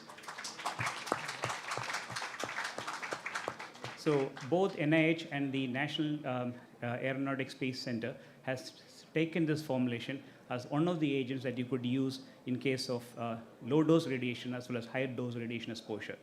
And now we have a program that we are developing with NASA for deep space mission programs, where astronauts are planning to move into Mars in next 15 to 16 years, and we take care of the GI part of this whole program. Now, I started this story by saying that, an oral rehydration solution was developed in 1960, a concept of sodium-coupled glucose transport. They went into clinical trial in Bangladesh in ICDDRB, that is International Center for Enteric Disease in Bangladesh. What we did, we developed a formulation that we know improves sodium absorption, will not secrete chloride, and tightens the mucosal barrier. So we thought if we actually are true, we should go back to the same place. So we took our formulation to ICDDRB Bangladesh, and we started the clinical trial in children because we wanted to estimate the stool volume. So these are in children from 6 months to 36 months, measuring stool, these are inpatients, and the study is in progress. So coming back, by choice or by chance? I think there are a lot of chance encounters. A chance encounter of being in this campus many, many years ago, having a chance encounter in meeting different people along the course. They acted as my mentors. A chance encounter of selecting a field as radiation biology. Second is, once you have a chance encounter, we should actually adopt it. Then the important thing comes in science is actually making keen observation and making a hypothesis around it. And we should take every chance to test those hypotheses. And to test this hypothesis, most often we fail, but persistence is what makes us successful. And last, that we accept, one of the important things that we should really understand is that we cannot make quantum changes in life. We can make minuscule, small, incremental changes in what is actually known in science today.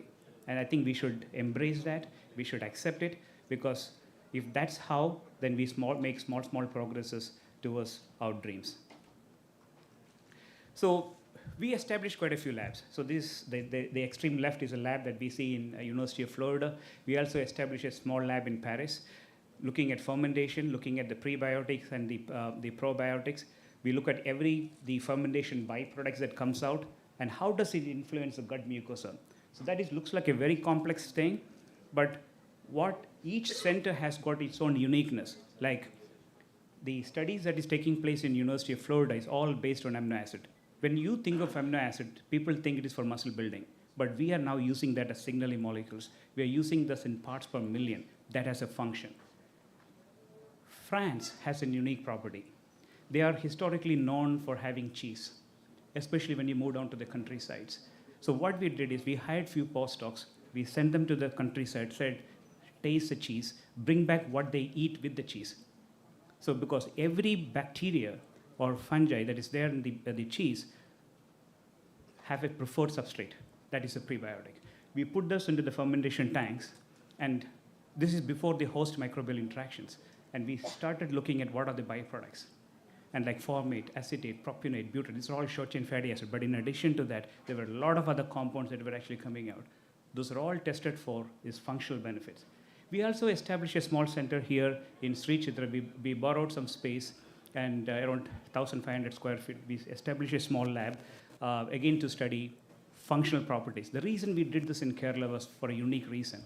Kerala has a rich resource of plants. Every plant has been systematically classified based on association for every non-disease condition. But it is not science in my view, because it is a pure associationship. In science, we say associationship is not a causation. So we have to prove using modern techniques to see if these compounds do have a function. So my job here was to bring in tools to study the functional properties in these extracts, isolate compounds out of it using different extraction methods, how we started way back in 1985 and 87. So this is my UF team that actually does some of our work. But if I have a couple of minutes more, I want to really strengthen one point. And that is a part that we should never miss out. That is the malnutrition, the undernourishment in this country. We have 39% malnutrition in this country. We are the single largest producer of milk and milk products from 1970, after the White Revolution. We have more rice and wheat than what we could consume from 1990s. The malnutrition still persisted at a staggering level of around 39%. What we should really understand here is, in a country with a population of 1.4 billion, the number will come up to something around 500 million people who are actually malnourished. That is more than the population of United States put together, more than the population of all the malnourished children in the globe put together. So we have more malnourished children living in this country. But one thing that we can understand is that we have rice, wheat in excess, we have milk products, but the malnutrition is still existing. There is something that we are missing. What are we missing? It is not just a lack of food. It is actually the utilization of food. We have to make the utilization of food more efficient. And that is where the technology should go. So what is happening in environmental enteropathy? That is a condition that is there. When we were studying here in pediatrics, the teachers used to teach us, we have a Western standard and Eastern standard for weight. Stunting and wasting, increased gut permeability. But all these things are something that you will see if you want to observe and make those changes. But what we need to do now is how do we tackle this one by one? How do we increase the villus height? Can we increase the electrolyte absorption? Can we minimize the inflammatory process so that we can overcome the stunting and wasting? Because we made a formulation that increases proliferation, increases electrolyte absorption, and tightens a barrier, we thought we could do something in environmental enteropathy. So we went to Kenya. We took Gates Melinda Foundation money. We took some money from them. We went to Kenya to look at a study. Can we get a catch-up growth? We wanted to measure the Z-score, that is height, weight measured across the age. So we saw that we could make a change. So now we are doing another study. We again went back to ICDDRB. And we said, in a population where there is significant undernourishment and stunting, can we make a change? And that is a study that is again in progress in Bangladesh. And lastly, I just want to come and show you some few techniques that we use. We are not just done with diarrheal diseases and malnutrition. We are also interested in inflammatory bowel disease. I'll just show you a movie here and how you could apply your basics physics into understanding certain problems in life.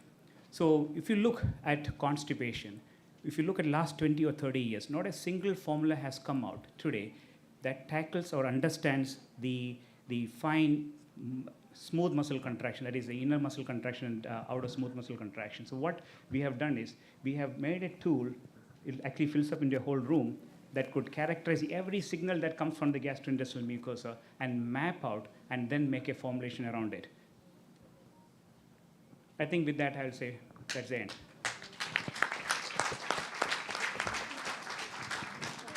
Thank you, Dr. Vidyasagar. I think he illustrates what Robert Frost told us. Two roads diverged in a wood. I didn't want to take all. I chose the road less traveled, and that has made all the difference. And he's a standing example. Congratulations. We can have a few minutes for question and answer, but keep in mind, if you thrive more on food for thought, the thought of food will be vanishing in your mind very, very shortly. So questions are welcome, especially from questionable character people.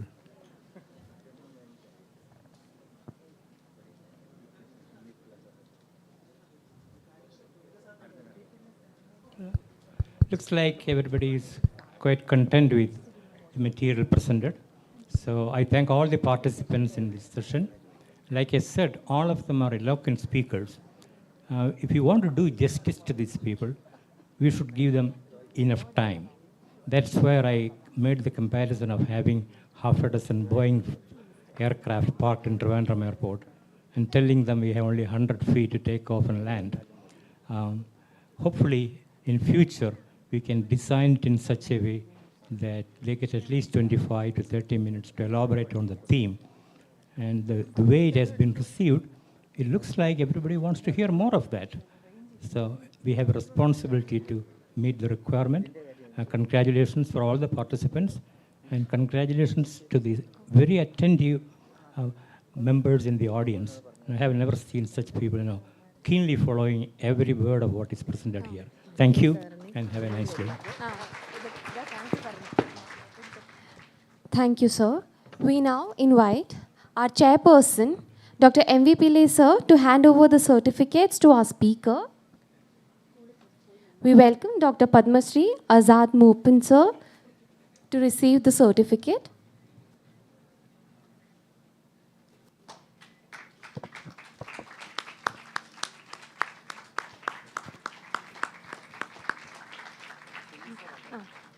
Dr. Srijit N. Kumar. Dr. Vidyasagar, kindly receive the certificate.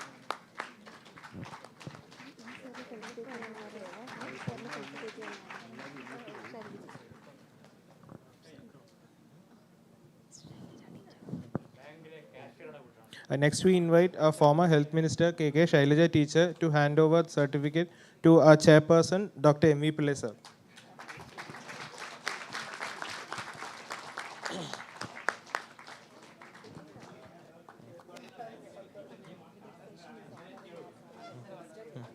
The next session is honoring our former Health Minister Shailaja teacher by our Honorable Vice Chancellor, Professor Mohanan Kunnumal sir.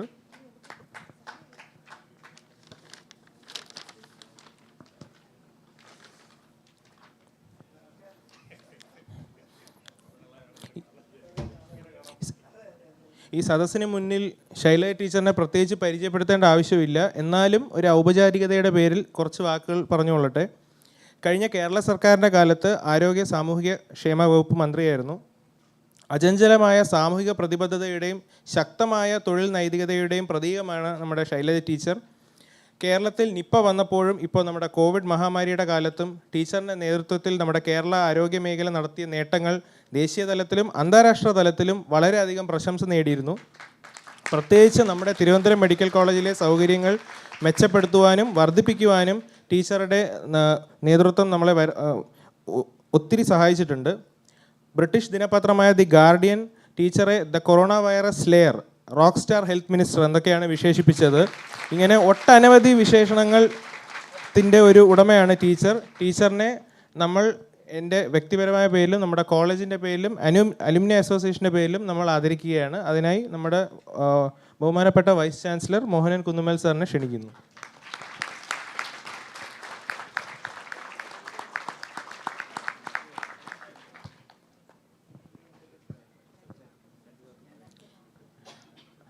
Shailaja ടീച്ചറിനോട് 2 വാക്ക് സംസാരിക്കാൻ അഭ്യർത്ഥിക്കും. ഇവിടെ സന്നിഹിതരായിട്ടുള്ള മുഴുവൻ ബഹുമാന്യരെ, പ്രിയ സഹോദരി സഹോദരന്മാരെ, ഈ കോളേജിൻ്റെ ഓഡിറ്റോറിയത്തിൽ നേരത്തെ ഒരുപാട് തവണ ഞാൻ വന്നിട്ടുണ്ട്.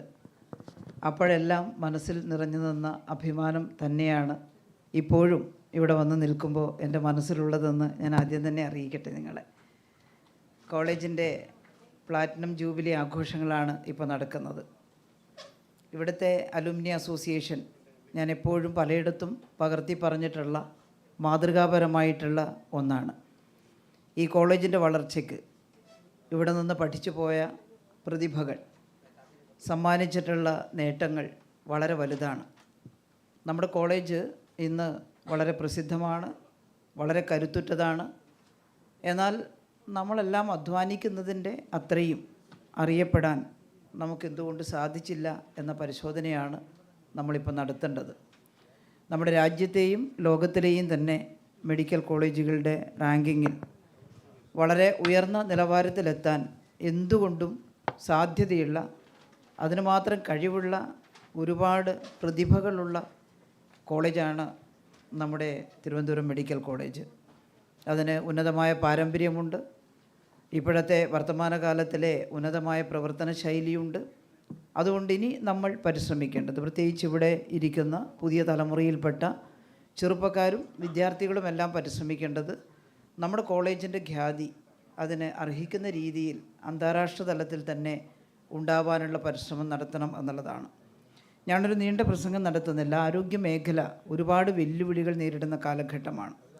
നേരത്തെ ഇവിടെ സംസാരിക്കുന്ന സമയത്ത് ഡോക്ടർ വിദ്യാസാഗർ പറഞ്ഞു, നമുക്ക് ലൈഫിൽ ഒരു ക്വാണ്ടം ചേഞ്ച് ഉണ്ടാക്കാൻ പ്രയാസമാണ്, ബട്ട് മിനിയേച്ചർ ചേഞ്ചസ് ഉണ്ടായിക്കൊണ്ടിരിക്കുകയാണ്. അതെല്ലാം കൂടി ചേരുമ്പോൾ മനുഷ്യൻ്റെ ജീവിതത്തിൽ അതൊരു ക്വാണ്ടം ചേഞ്ചായിട്ട് തന്നെ മാറുകയാണ്. ഇപ്പോൾ ബഹിരാകാശ യാത്രയ്ക്കടക്കമുള്ള തയ്യാറെടുപ്പുകളിൽ ശാസ്ത്രം നന്നായിട്ട് പരീക്ഷിക്കപ്പെടുന്നു, അത് ഉപയോഗിക്കപ്പെടുന്നു. ആ കാലഘട്ടത്തിലാണ് നമ്മൾ ജീവിക്കുന്നത്. ഇന്ന് പ്രകൃതിയിൽ ഭൂമിയുടെ ആയുസ്, അതുപോലെ ഭൂമിയുടെ അന്തരീക്ഷം, സാധ്യത, ഇതെല്ലാം നമ്മൾ വിശകലനം ചെയ്യുന്നുണ്ട്. അതിലേറ്റവും വലിയ വെല്ലുവിളി നേരിടുന്നത് പ്രകൃതിദത്തമായിട്ടുള്ള ഒരുപാട് വെല്ലുവിളികളുടെ ഭാഗമായിട്ടാണ് നമ്മൾ ജീവിക്കുന്നത്. ആരോഗ്യമേഖലയാണ് ആ വെല്ലുവിളികൾ ഏറ്റവും കൂടുതലായിട്ട് ബാധിക്കുന്നത്. കേരളം ഒരു പ്രത്യേക ട്രോപ്പിക്കൽ റീജിയനാണ്. അതുകൊണ്ട് തന്നെ ഈ പലതരത്തിലുള്ള ചേഞ്ചസ് നമ്മുടെ അന്തരീക്ഷത്തിലുണ്ടാകുന്നു, കാലാവസ്ഥയിലുണ്ടാകുന്നു. അതിൻ്റെ ഫലമായി നമ്മുടെ പലതരത്തിലുള്ള രോഗങ്ങളും ഉണ്ടാകുന്നു.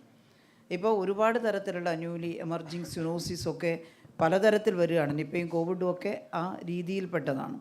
അപ്പോൾ നമ്മൾ ഒരുങ്ങുക എന്നത് മാത്രമേ നിവൃത്തിയുള്ളൂ. ഇപ്പോൾ ഐക്യരാഷ്ട്രസഭയും അതുപോലെ വേൾഡ് ഹെൽത്ത് ഓർഗനൈസേഷനും ഒക്കെ വൺ ഹെൽത്ത് അപ്രോച്ചിനെ കുറിച്ച് പറഞ്ഞുകൊണ്ടിരിക്കുന്ന സമയമാണ്. അത് വെറുതെ പറയാനുള്ളതല്ല. ഈ പ്രകൃതിയെ ആകെ അറിഞ്ഞുകൊണ്ട് ആരോഗ്യം സംരക്ഷിക്കുന്നതിനുള്ള സാധ്യതകൾ കണ്ടെത്തുക എന്നത് മാത്രമേ മനുഷ്യൻ്റെ മുന്നിൽ കരണീയമായിട്ടുള്ളൂ. അതുകൊണ്ട് നാം ഓരോരുത്തരും അതിനുള്ള റിസർച്ചർമാരായിട്ട് മാറണം. ഓരോരുത്തരും പ്രാക്ടിക്കലായിട്ട് അത് ഇംപ്ലിമെൻറ്റ് ചെയ്യുന്നവരായിട്ട് ഹെൽത്ത് കമ്മ്യൂണിറ്റി ആകെ അതിനുവേണ്ടി പ്രവർത്തിക്കണം എന്നുള്ളതാണ് നമ്മെ ഓർമ്മിപ്പിക്കുന്നത്. കേരളത്തിൽ തന്നെ നമ്മൾ കഴിഞ്ഞ 5 വർഷക്കാലമാണ് എനിക്ക് ഹെൽത്തുമായി ബന്ധപ്പെട്ട് അറിയാൻ അവസരം കിട്ടിയിട്ടുള്ളത്. നമ്മൾ അറിയുന്നുണ്ട്, പക്ഷേ ഒരു സിസ്റ്റവുമായി ബന്ധപ്പെട്ട് പ്രാക്ടിക്കലായിട്ട് പ്രവർത്തിക്കുമ്പോൾ കിട്ടുന്ന അറിവ് അത് വളരെ വിലപ്പെട്ടതാണ്. പുറമേ നിന്ന് വായിച്ചും കണ്ടറിഞ്ഞും കേട്ടറിഞ്ഞും കിട്ടുന്ന അറിവല്ല. യഥാർത്ഥത്തിൽ സംഭവങ്ങളുമായി ബന്ധപ്പെട്ട് ലഭ്യമാകുന്ന അറിവുകൾ അത് വളരെ വലുതാണ്. ഞാൻ മനസ്സിലാക്കിയിട്ടുള്ളത് ഒരുങ്ങുക എന്നത് തന്നെയാണ് പ്രധാനപ്പെട്ടത് എന്നാണ്. അപ്പോൾ പ്രധാനമായിട്ട് എല്ലാ ഡിക്ലറേഷനുകളും ലോകത്തിൽ ആരോഗ്യ സംബന്ധമായിട്ടുള്ള ചർച്ചകൾക്കൊടുവിൽ ലോകത്തിലുള്ള അന്താരാഷ്ട്ര സംഘടനകളൊക്കെ നടത്തിയിട്ടുള്ള എല്ലാ ഡിക്ലറേഷനുകളിലും പ്രധാനമായിട്ട് പറയുന്നത് പ്രിവെൻഷനെ ശ്രദ്ധിക്കണം എന്ന് തന്നെയാണ്. അപ്പോൾ അത് അൽമാത്ത ഡിക്ലറേഷനായാലും അസ്താന ഡിക്ലറേഷനായാലും 2015 ഐക്യരാഷ്ട്രസഭ പുറപ്പെടുവിച്ചിട്ടുള്ള SDG ഗോൾസ്, അതിന് 3rd കമ്പോണൻറ്റ് ഹെൽത്താണ്. അതിലെല്ലാം പറയുന്നത് പ്രൈമറി ഹെൽത്ത് സെക്ടറിനെ നിങ്ങൾ വളരെയധികം ശ്രദ്ധിക്കണം എന്നാണ്. ടേഷ്യറിയിൽ റിസർച്ചും കാര്യങ്ങളെല്ലാം നടക്കണം, അത് വളരെ ഇമ്പോർട്ടൻ്റ് ആണ്. പക്ഷേ ഒരു മനുഷ്യൻ്റെ ആരോഗ്യവുമായിട്ട് നേരിട്ട് ബന്ധപ്പെടുന്ന, ആദ്യം അറിയുന്ന ഒരു ഭാഗം പ്രൈമറിയാണ്. അപ്പോൾ പ്രൈമറി മേഖലയിൽ എങ്ങനെയാണ് നമ്മൾ പ്രിവെൻഷൻ ആൻഡ് കൺട്രോൾ, അതിനെങ്ങനെയാണ് ജനങ്ങളെ പ്രാപ്തരാക്കുന്നത് എന്നത് വളരെ പ്രധാനമാണ്. കഴിഞ്ഞ ഗവൺമെൻറ് വളരെയധികം ഊന്നൽ അതിന് കൊടുത്തു. അങ്ങനെയാണ് PHCകൾ ഏറ്റവും ആദ്യം രോഗം ഡയഗ്നോസ് ചെയ്യുന്ന സെൻറ്ററുകളായിട്ട്, ചിലതെല്ലാം, എല്ലാ രോഗവും അങ്ങനെ ഡയഗ്നോസ് ചെയ്യാൻ പറ്റില്ല, പക്ഷേ ചിലത് PHCയിൽ വെച്ച് തന്നെ ലൈഫ് സ്റ്റൈൽ ഡിസീസസൊക്കെ നമുക്ക് മനസ്സിലാക്കാൻ സാധിക്കും. അങ്ങനെയാണ് അത് ഇമ്പ്രൂവ് ചെയ്യാൻ. പക്ഷേ 5 വർഷം എന്ന് പറയുന്നത് വളരെ ചെറുതായിരുന്നു. നമ്മൾ സ്റ്റാർട്ട് ചെയ്തു. 5 വർഷമല്ല, കഴിഞ്ഞു പോയ ഒരുപാട് ആളുകൾ ചെയ്തതും ഇനി ഇപ്പം നിലവിലുള്ളതും വരാനിരിക്കുന്നവരുമായിട്ടുള്ള ആളുകൾ ഹെൽത്ത് സെക്ടറിൽ ചെയ്യുന്നതും എല്ലാം ചേർന്നതാണ് ഈ മാറ്റം. അപ്പോൾ നമ്മൾ ബേസിക്കായിട്ട് എന്ത് ചേഞ്ച് ഉണ്ടാക്കാൻ ആഗ്രഹിക്കുന്നു, അവിടെയാണ് നമ്മുടെ വിജയം ഓരോ കാലഘട്ടത്തിനും അനുസരിച്ചുള്ളത്. നമ്മുടെ ഗ്രൂപ്പ്, ഞാനെന്ന് വെച്ചാൽ ഞാൻ ഒറ്റക്കല്ല. ഇവിടെ നിങ്ങൾ പറഞ്ഞു ചില അഭിനന്ദനങ്ങളൊക്കെ ചിലയിടക്കുന്നെല്ലാം കിട്ടി എന്നുള്ളത്. കൂട്ടത്തിൽ ഭേദപ്പെട്ട് നമ്മൾ പ്രവർത്തിക്കാൻ ശ്രമിച്ചു. നമ്മളാണ് അതിൽ ഏതെങ്കിലും ഒരു വ്യക്തിക്കോ അല്ലെങ്കിൽ അങ്ങനെ ഒരു ചെറിയ ടീമിനോ മാത്രം ചെയ്യാൻ കഴിയുന്ന ഒരു കാര്യമല്ല. അതും ഈ 5 വർഷത്തിനുള്ളിൽ നന്നായിട്ട് മനസ്സിലായിട്ടുള്ള ഒരു കാര്യമാണ്. ഇത് ഒരുപാട് ടീംസാണ്, ഒരുപാട് ആളുകളുടെ കൂട്ടായ പ്രവർത്തനമാണ്, ഒരുപാട് കഴിവുറ്റ ആളുകളുടെ സംഭാവനകളാണ് ഈ രംഗത്ത് വരുന്നത്. അങ്ങനെ ഒരു ടീം ബിൽഡ് ചെയ്യാൻ നമുക്ക് കഴിഞ്ഞില്ലെങ്കിൽ ഒന്നും പരിഹരിക്കാൻ നമുക്ക് കഴിയില്ല. പക്ഷേ എനിക്ക് വളരെ സന്തോഷകരമായിട്ടുള്ള ഓർമ്മകൾ, എനിക്ക് ആ കഴിഞ്ഞ 5 വർഷക്കാലം നന്നായിട്ട് ടീം ബിൽഡ് ചെയ്യാൻ കഴിഞ്ഞു. പരസ്പരം കലഹിച്ചും പരസ്പരം അഭിനന്ദിച്ചും പരസ്പരം അഭിപ്രായപ്പെട്ടും എല്ലാം കൂടി അതൊരു വളരെ സന്തോഷകരമായിട്ടുള്ളൊരു അനുഭവമായിരുന്നു. അതിനൊരുപാട് മനുഷ്യൻ്റെ ശാരീരികവും മാനസികവുമായ ആരോഗ്യത്തിന് വിഘാതമായി വരുന്ന ഓരോ കാര്യത്തെയും സൂക്ഷ്മമായി പരിശോധിച്ച് അത് പരിഹരിക്കാനുള്ള ചെറിയ ചെറിയ ഇടപെടലുകൾ നടത്തിക്കൊണ്ട് വലിയ പ്രവർത്തനത്തിലേക്ക് വരണം എന്നുള്ളതാണ്. ഞാനിവിടെ ഇരിക്കുമ്പോൾ ഡോക്ടർ വിദ്യാസാഗറിൻ്റെ ക്ലാസ് കുറച്ച് നേരം കേട്ടു.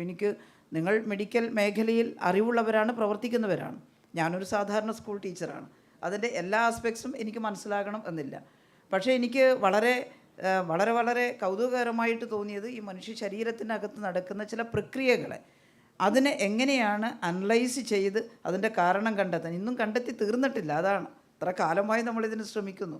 മനുഷ്യ ശരീരത്തിനകത്ത് നടക്കുന്ന ഈ പ്രക്രിയകൾ, അതിൻ്റെ കാരണം എന്താണ്, എങ്ങനെയാണ് അതിനോട് പ്രതികരിക്കേണ്ടത് എന്നുള്ളത് ഇപ്പോഴും ധാരാളം സാധ്യതകൾ റിസർച്ച് ചെയ്യാൻ ആഗ്രഹിക്കുന്നവർക്കുണ്ടെന്നാണ്. തങ്ങൾക്ക് മുമ്പുള്ള തലമുറയെല്ലാം ചെയ്തു തീർത്തു, ഞങ്ങളിനി എന്താണ് ചെയ്യേണ്ടത് എന്ന് പറയാനില്ല. അത് നിങ്ങൾക്കും അതുപോലെ വരുന്ന ആരോഗ്യമന്ത്രിമാർക്കും ആരോഗ്യവകുപ്പ് കൈകാര്യം ചെയ്യുന്ന സെക്രട്ടറിമാർക്കും ഡോക്ടർമാർക്കും എല്ലാം ധാരാളം സാധ്യതകളുണ്ട്. അവിടെ നമ്മൾ എന്ത് ചെയ്യുമെന്നുള്ളതാണ് ഏറ്റവും പ്രധാനപ്പെട്ട ചോദ്യം. മടിച്ചു മാറി നിൽക്കുമോ? സാധാരണ ഗവൺമെൻറ് ഉദ്യോഗസ്ഥന്മാരായിട്ട് നമ്മുടെ ജീവിതം ജീവിച്ചു തീർക്കുമോ? അതല്ല, പ്രശ്നങ്ങൾ പരിഹരിക്കാനുള്ള ഉദ്വേഗത്തോടുകൂടി ആ പരിഹാര മാർഗത്തിലേക്ക് ചെല്ലുമോ? അതാണ് ഏറ്റവും പ്രധാനപ്പെട്ട ചോദ്യം. പരിഹാര മാർഗത്തിലേക്ക് ചെല്ലണം. ധാരാളം അവസരങ്ങൾ ഉണ്ട് എന്നുള്ളതാണ്. ഞാൻ ഒരുപാട് ഇലാബറേറ്റ് ആയിട്ട് പറയുന്നില്ല. പക്ഷേ കേരളത്തിൻ്റെ ആരോഗ്യ മേഖലയെ, പ്രൈമറി, സെക്കൻഡറി, ടെർഷ്യറി വിഭാഗത്തെ ഏറ്റവും നല്ല പശ്ചാത്തല സൗകര്യമുള്ളതാക്കി മാറ്റാൻ നമ്മളൊരു വലിയ പരിശ്രമം നടത്തി. അതൊരു പ്രധാന ഘടകമാണ്. ഒരു നല്ല ആധുനികമായ ലാബില്ലെങ്കിൽ ഏത് ശാസ്ത്രജ്ഞനാണ് നല്ല പരീക്ഷണം നടത്താൻ സാധിക്കുക? ഓരോ ദിവസവും അനുദിനം ശാസ്ത്രലോകത്ത് പുതിയ കണ്ടുപിടുത്തങ്ങളും മാറ്റങ്ങളും സംഭവിക്കുകയാണ്. പുതിയ മാമോഗ്രാഫി മെഷീൻ അല്ലല്ലോ ഇപ്പോഴുള്ളത്. എത്ര ഒരു വളരെ മൈന്യൂട്ടായിട്ട് ശരീരത്തിൻ്റെ ഒരു ഭാഗത്തെ മാത്രം പോയിൻ്റ് ചെയ്തിട്ട് അവിടെ നടക്കുന്ന കാര്യങ്ങൾ കണ്ടുപിടിക്കാനും അത് ഇമേജ് ചെയ്യാനും ഒക്കെ സാധിക്കുന്ന ഉപകരണങ്ങൾ കണ്ടുപിടിക്കപ്പെട്ടിരിക്കുന്നു. അപ്പോൾ അതൊക്കെ ഇവിടെ തന്നെ ഓരോ ഡിപ്പാർട്ട്മെൻറ്റും, ഞാൻ മന്ത്രിയായിരുന്ന സമയത്ത് എന്നോട് ലഹള കൂടുമായിരുന്നു, ഞങ്ങളുടെ ഡിപ്പാർട്ട്മെൻറ്റ് പരിഷ്കരിക്കണം, ഇന്നൊരു ഉപകരണമുണ്ട് അത് മേടിക്കണം. അങ്ങനെ വലിയ മത്സരം തന്നെ അതിനു വേണ്ടിയിട്ട് നടന്നിരുന്നു. പക്ഷേ ഇത് ധാരാളം സാമ്പത്തിക ബാധ്യത ഉളവാക്കുന്ന കാര്യമാണ്. എങ്കിലും നമ്മുടെ സമ്പത്ത് വെച്ചിട്ട് കുറേയേറെ സന്നിവേശിപ്പിക്കാൻ ശ്രമിച്ചു. മെഡിക്കൽ കോളേജുകൾക്കെല്ലാം മാസ്റ്റർ പ്ലാൻ ഉണ്ടാക്കി. അതുതന്നെയാണ് പ്രധാനപ്പെട്ട ഒരു കാര്യം. ഇത് രാജാക്കന്മാരുടെ കാലത്തുണ്ടായ മെഡിക്കൽ കോളേജാണ്. മോശമൊന്നുമല്ല, നല്ല സ്ട്രക്ചറാണ്, നല്ല രീതിയിലുള്ള സൗകര്യങ്ങളുണ്ടായിരുന്നു. പക്ഷേ ഇന്നത്തെ ആധുനിക കാലഘട്ടത്തിനനുസരിച്ച് വലിയ കൺജസ്റ്റഡ് ആയിട്ടുള്ളൊരവസ്ഥ. ഇവിടുത്തെ കാഷ്വാലിറ്റി നിങ്ങൾക്ക് ഓർമ്മയുണ്ടാവും. ഞാൻ വന്ന് കയറുമ്പോൾ തന്നെ എനിക്കൊരു ഭയങ്കര വിഷമം തോന്നി. കാരണം ഒരു ചെറിയ ഹോളാണ് കാഷ്വാലിറ്റി. ഒരു മാസ് കാഷ്വാലിറ്റി ഒക്കെ ഉണ്ടായിട്ട് വരുമ്പോൾ അതിനകത്ത് ആകെ ഭയങ്കര ബഹളമാണ്. തലയിലാണോ മുറിവ്, കാലിലാണോ മുറിവ് എന്ന് പരിശോധിക്കാൻ ഇത്തിരി സമയമെടുക്കും. കാരണം ഒട്ടാകെ ബ്ലഡ് ആയിട്ടാണ് ആളുകൾ വരുന്നുണ്ടാവുക. ഒരു പ്രോപ്പറായിട്ടുള്ളൊരു ട്രയൽ സിസ്റ്റം ഇല്ല. അതിനോടനുബന്ധിച്ചുകൊണ്ട് തിയേറ്ററുകളും മറ്റു കാര്യങ്ങളും ഇല്ല.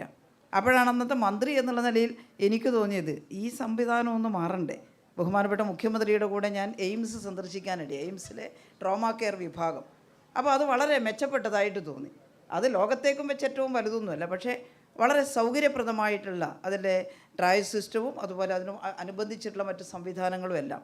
അപ്പോഴാണ് കേരളത്തിനൊരു ടോട്ടൽ ട്രോമാ കെയർ പ്രോജക്റ്റ് തന്നെ ഉണ്ടാക്കേണ്ടതുണ്ട്. നമ്മുടെ ട്രോമാ കെയർ സിസ്റ്റം, അതായത് ഈ ഇത്തരത്തിലുള്ള കാര്യങ്ങളെക്കുറിച്ചുള്ള അവയർനെസ് അത് ഡോക്ടർമാർക്കും മെഡിക്കൽ കോളേജുകൾക്കും മാത്രമല്ല, താഴെ താലൂക്ക് ഹോസ്പിറ്റലിലും അതിനും താഴെയുള്ള സാധാരണ ജനങ്ങൾക്കും എങ്ങനെയാണ് ഒരു ആക്സിഡൻ്റ് ഉണ്ടാകുന്ന സമയത്ത് ഈ ഗോൾഡൻ അവറിൽ ഒരാളെ സംരക്ഷിക്കുക, എങ്ങനെയാണ് ഒരു പേഷ്യൻറ്റിനെ അവിടെ നിന്ന് ഇവാക്വേറ്റ് ചെയ്യുമ്പം ശ്രദ്ധിക്കേണ്ടത്. ഒന്നൊന്നും അറിയാതെ നട്ടലൊടിഞ്ഞ ഒരാളെ എല്ലാം കൂടി മടക്കി കുത്തി ഓട്ടോറിക്ഷയിൽ ഇരുത്തി കൊണ്ടുവരുമ്പോഴാണ് ചിലപ്പോൾ വഴിക്കുന്ന മരണം സംഭവിക്കുന്നത്. അപ്പോൾ അതെല്ലാം വേണമെങ്കിൽ ടോട്ടൽ പ്രോജക്റ്റ്, അങ്ങനെയാണ് കേരളത്തിൻ്റെ ടോട്ടൽ ട്രോമാ കെയർ പ്രോജക്റ്റ് ഉണ്ടാവുകയും തിരുവനന്തപുരത്ത് ഇന്ന് കാണുന്ന, നമ്മൾ കടന്നു വരുമ്പോൾ തന്നെ കാണുന്ന വലിയ എമർജൻസി മെഡിക്കൽ കെയർ വിഭാഗം, ട്രോമാ കെയർ വിഭാഗം നമ്മൾ രൂപം കൊടുക്കുകയും അതിനാവശ്യമായ പോസ്റ്റ് ക്രിയേഷൻ അടക്കം നടത്തി എയിംസിലെ ഡോക്ടർമാരൊക്കെ വന്ന് ഇവിടെ സഹായിച്ചുകൊണ്ടാണ് ഉണ്ടാവുന്നത്. ഞാൻ പറയുന്നത് അങ്ങനെ ഒരു സ്ട്രക്ചറിൽ മാറ്റം വരുത്തേണ്ടതുണ്ട് എന്നുള്ളതാണ്. അത് താഴേ തലം വരെ ഞാനതെല്ലാം വിശദീകരിക്കുകയല്ല. വലിയ മാറ്റം ഉണ്ടാക്കാൻ പറ്റി. ഇവിടെ 750 കോടി രൂപയുടെ ഒരു മാസ്റ്റർ പ്ലാൻ തിരുവനന്തപുരം മെഡിക്കൽ കോളേജിന് വേണ്ടി ഉണ്ടാക്കാനും അത് കിഫ്ബിയെ കൊണ്ട് അനുവദിപ്പിക്കാനും നമുക്ക് കഴിഞ്ഞു എന്നുള്ളതാണ്.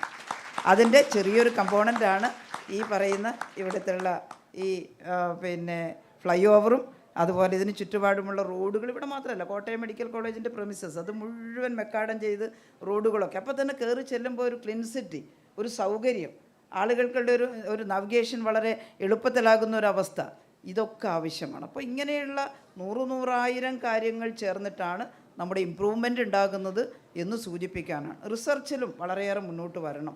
അപ്പോൾ എനിക്കൊരു അഭിമാനമുള്ളത്, ഈ കോവിഡിൻ്റെ കാലത്ത് നമ്മുടെ കേരളത്തിൽ ഒരു റിസർച്ച് നടന്നു.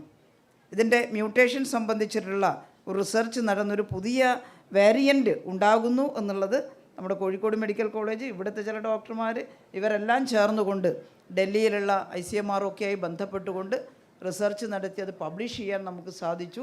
അതിനുശേഷമാണ് ഇത്തരം വേരിയൻസിനെ കുറിച്ച് മറ്റ് പ്രസിദ്ധീകരണങ്ങളൊക്കെ പലയിടത്തും വന്നതായിട്ട് കണ്ടത്. പക്ഷേ നമ്മളിവിടെ താഴെ ഇരുന്ന് ചെയ്യുന്ന കാര്യങ്ങൾ പ്രോപ്പറായിട്ട് അപ്പോൾ വലിയ പ്രസിദ്ധീകരണങ്ങളിൽ ലിറ്ററേച്ചർ ആയിട്ട് വരുന്നില്ല എളുപ്പത്തിൽ എന്നുള്ളൊരു ബുദ്ധിമുട്ട് കൂടിയുണ്ട്. അതെല്ലാം പരിഹരിക്കാൻ ഇവിടെ നിന്ന് പഠിച്ചു പോയിട്ടുള്ള പ്രതിഭകൾ അവർ ലോകത്തിൻ്റെ നാനാഭാഗത്തും ഉണ്ട്. ഇപ്പം ഞാൻ ഇപ്പം വന്നിട്ട് കണ്ടത് doctor Vidyasagar, doctor M V പിള്ളയുണ്ട്. ഇവിടെ ഒരു നല്ല വൈറോളജി ലാബ് സ്ഥാപിക്കാൻ വേണ്ടി മുൻകൈ എടുത്തിട്ടുള്ള ആളാണ്. അതിൻ്റെ പ്രവർത്തനം തുടങ്ങിയിട്ടില്ല. അത് തീർച്ചയായിട്ടും തുടങ്ങുമ്പോൾ അതൊരു വലിയ സൗകര്യമായിരിക്കും എന്നുള്ളതാണ്. അപ്പോൾ ഒരുപാട് കാര്യങ്ങൾ ഞാൻ ഈ കഴിഞ്ഞ 5 വർഷക്കാലത്തെ കാര്യങ്ങളൊന്ന് രേഖപ്പെടുത്താൻ ശ്രമിച്ചപ്പോൾ അത് ഒരുപാടാണ്. എന്നാൽ അതുകൊണ്ട് പൂർണ്ണമായോ? ഒന്നും ആയിട്ടില്ല. ഇനി ചെയ്യാനുള്ളതാണ് വളരെ കൂടുതലായിട്ടുള്ളത്. അപ്പോൾ നമുക്ക് ഒരുമിച്ച് പ്രവർത്തിക്കണം.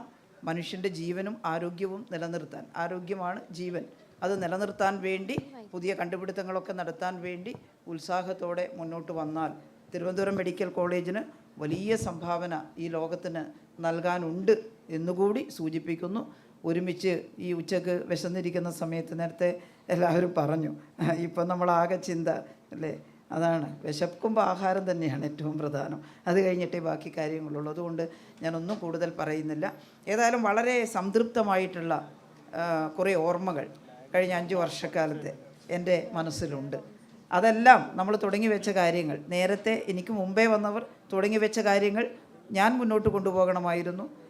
എൻ്റെ കാലത്ത് നമ്മളെല്ലാം കൂടി ചേർന്ന് തുടങ്ങി വെച്ച കാര്യങ്ങൾ ഇപ്പോൾ മുന്നോട്ട് കൊണ്ടുപോവുകയാണ്. ഇനി അതും കഴിയുമ്പോൾ കൂടുതൽ ആളുകൾ സംഭാവനകളുമായിട്ട് ഈ രംഗത്ത് വരും.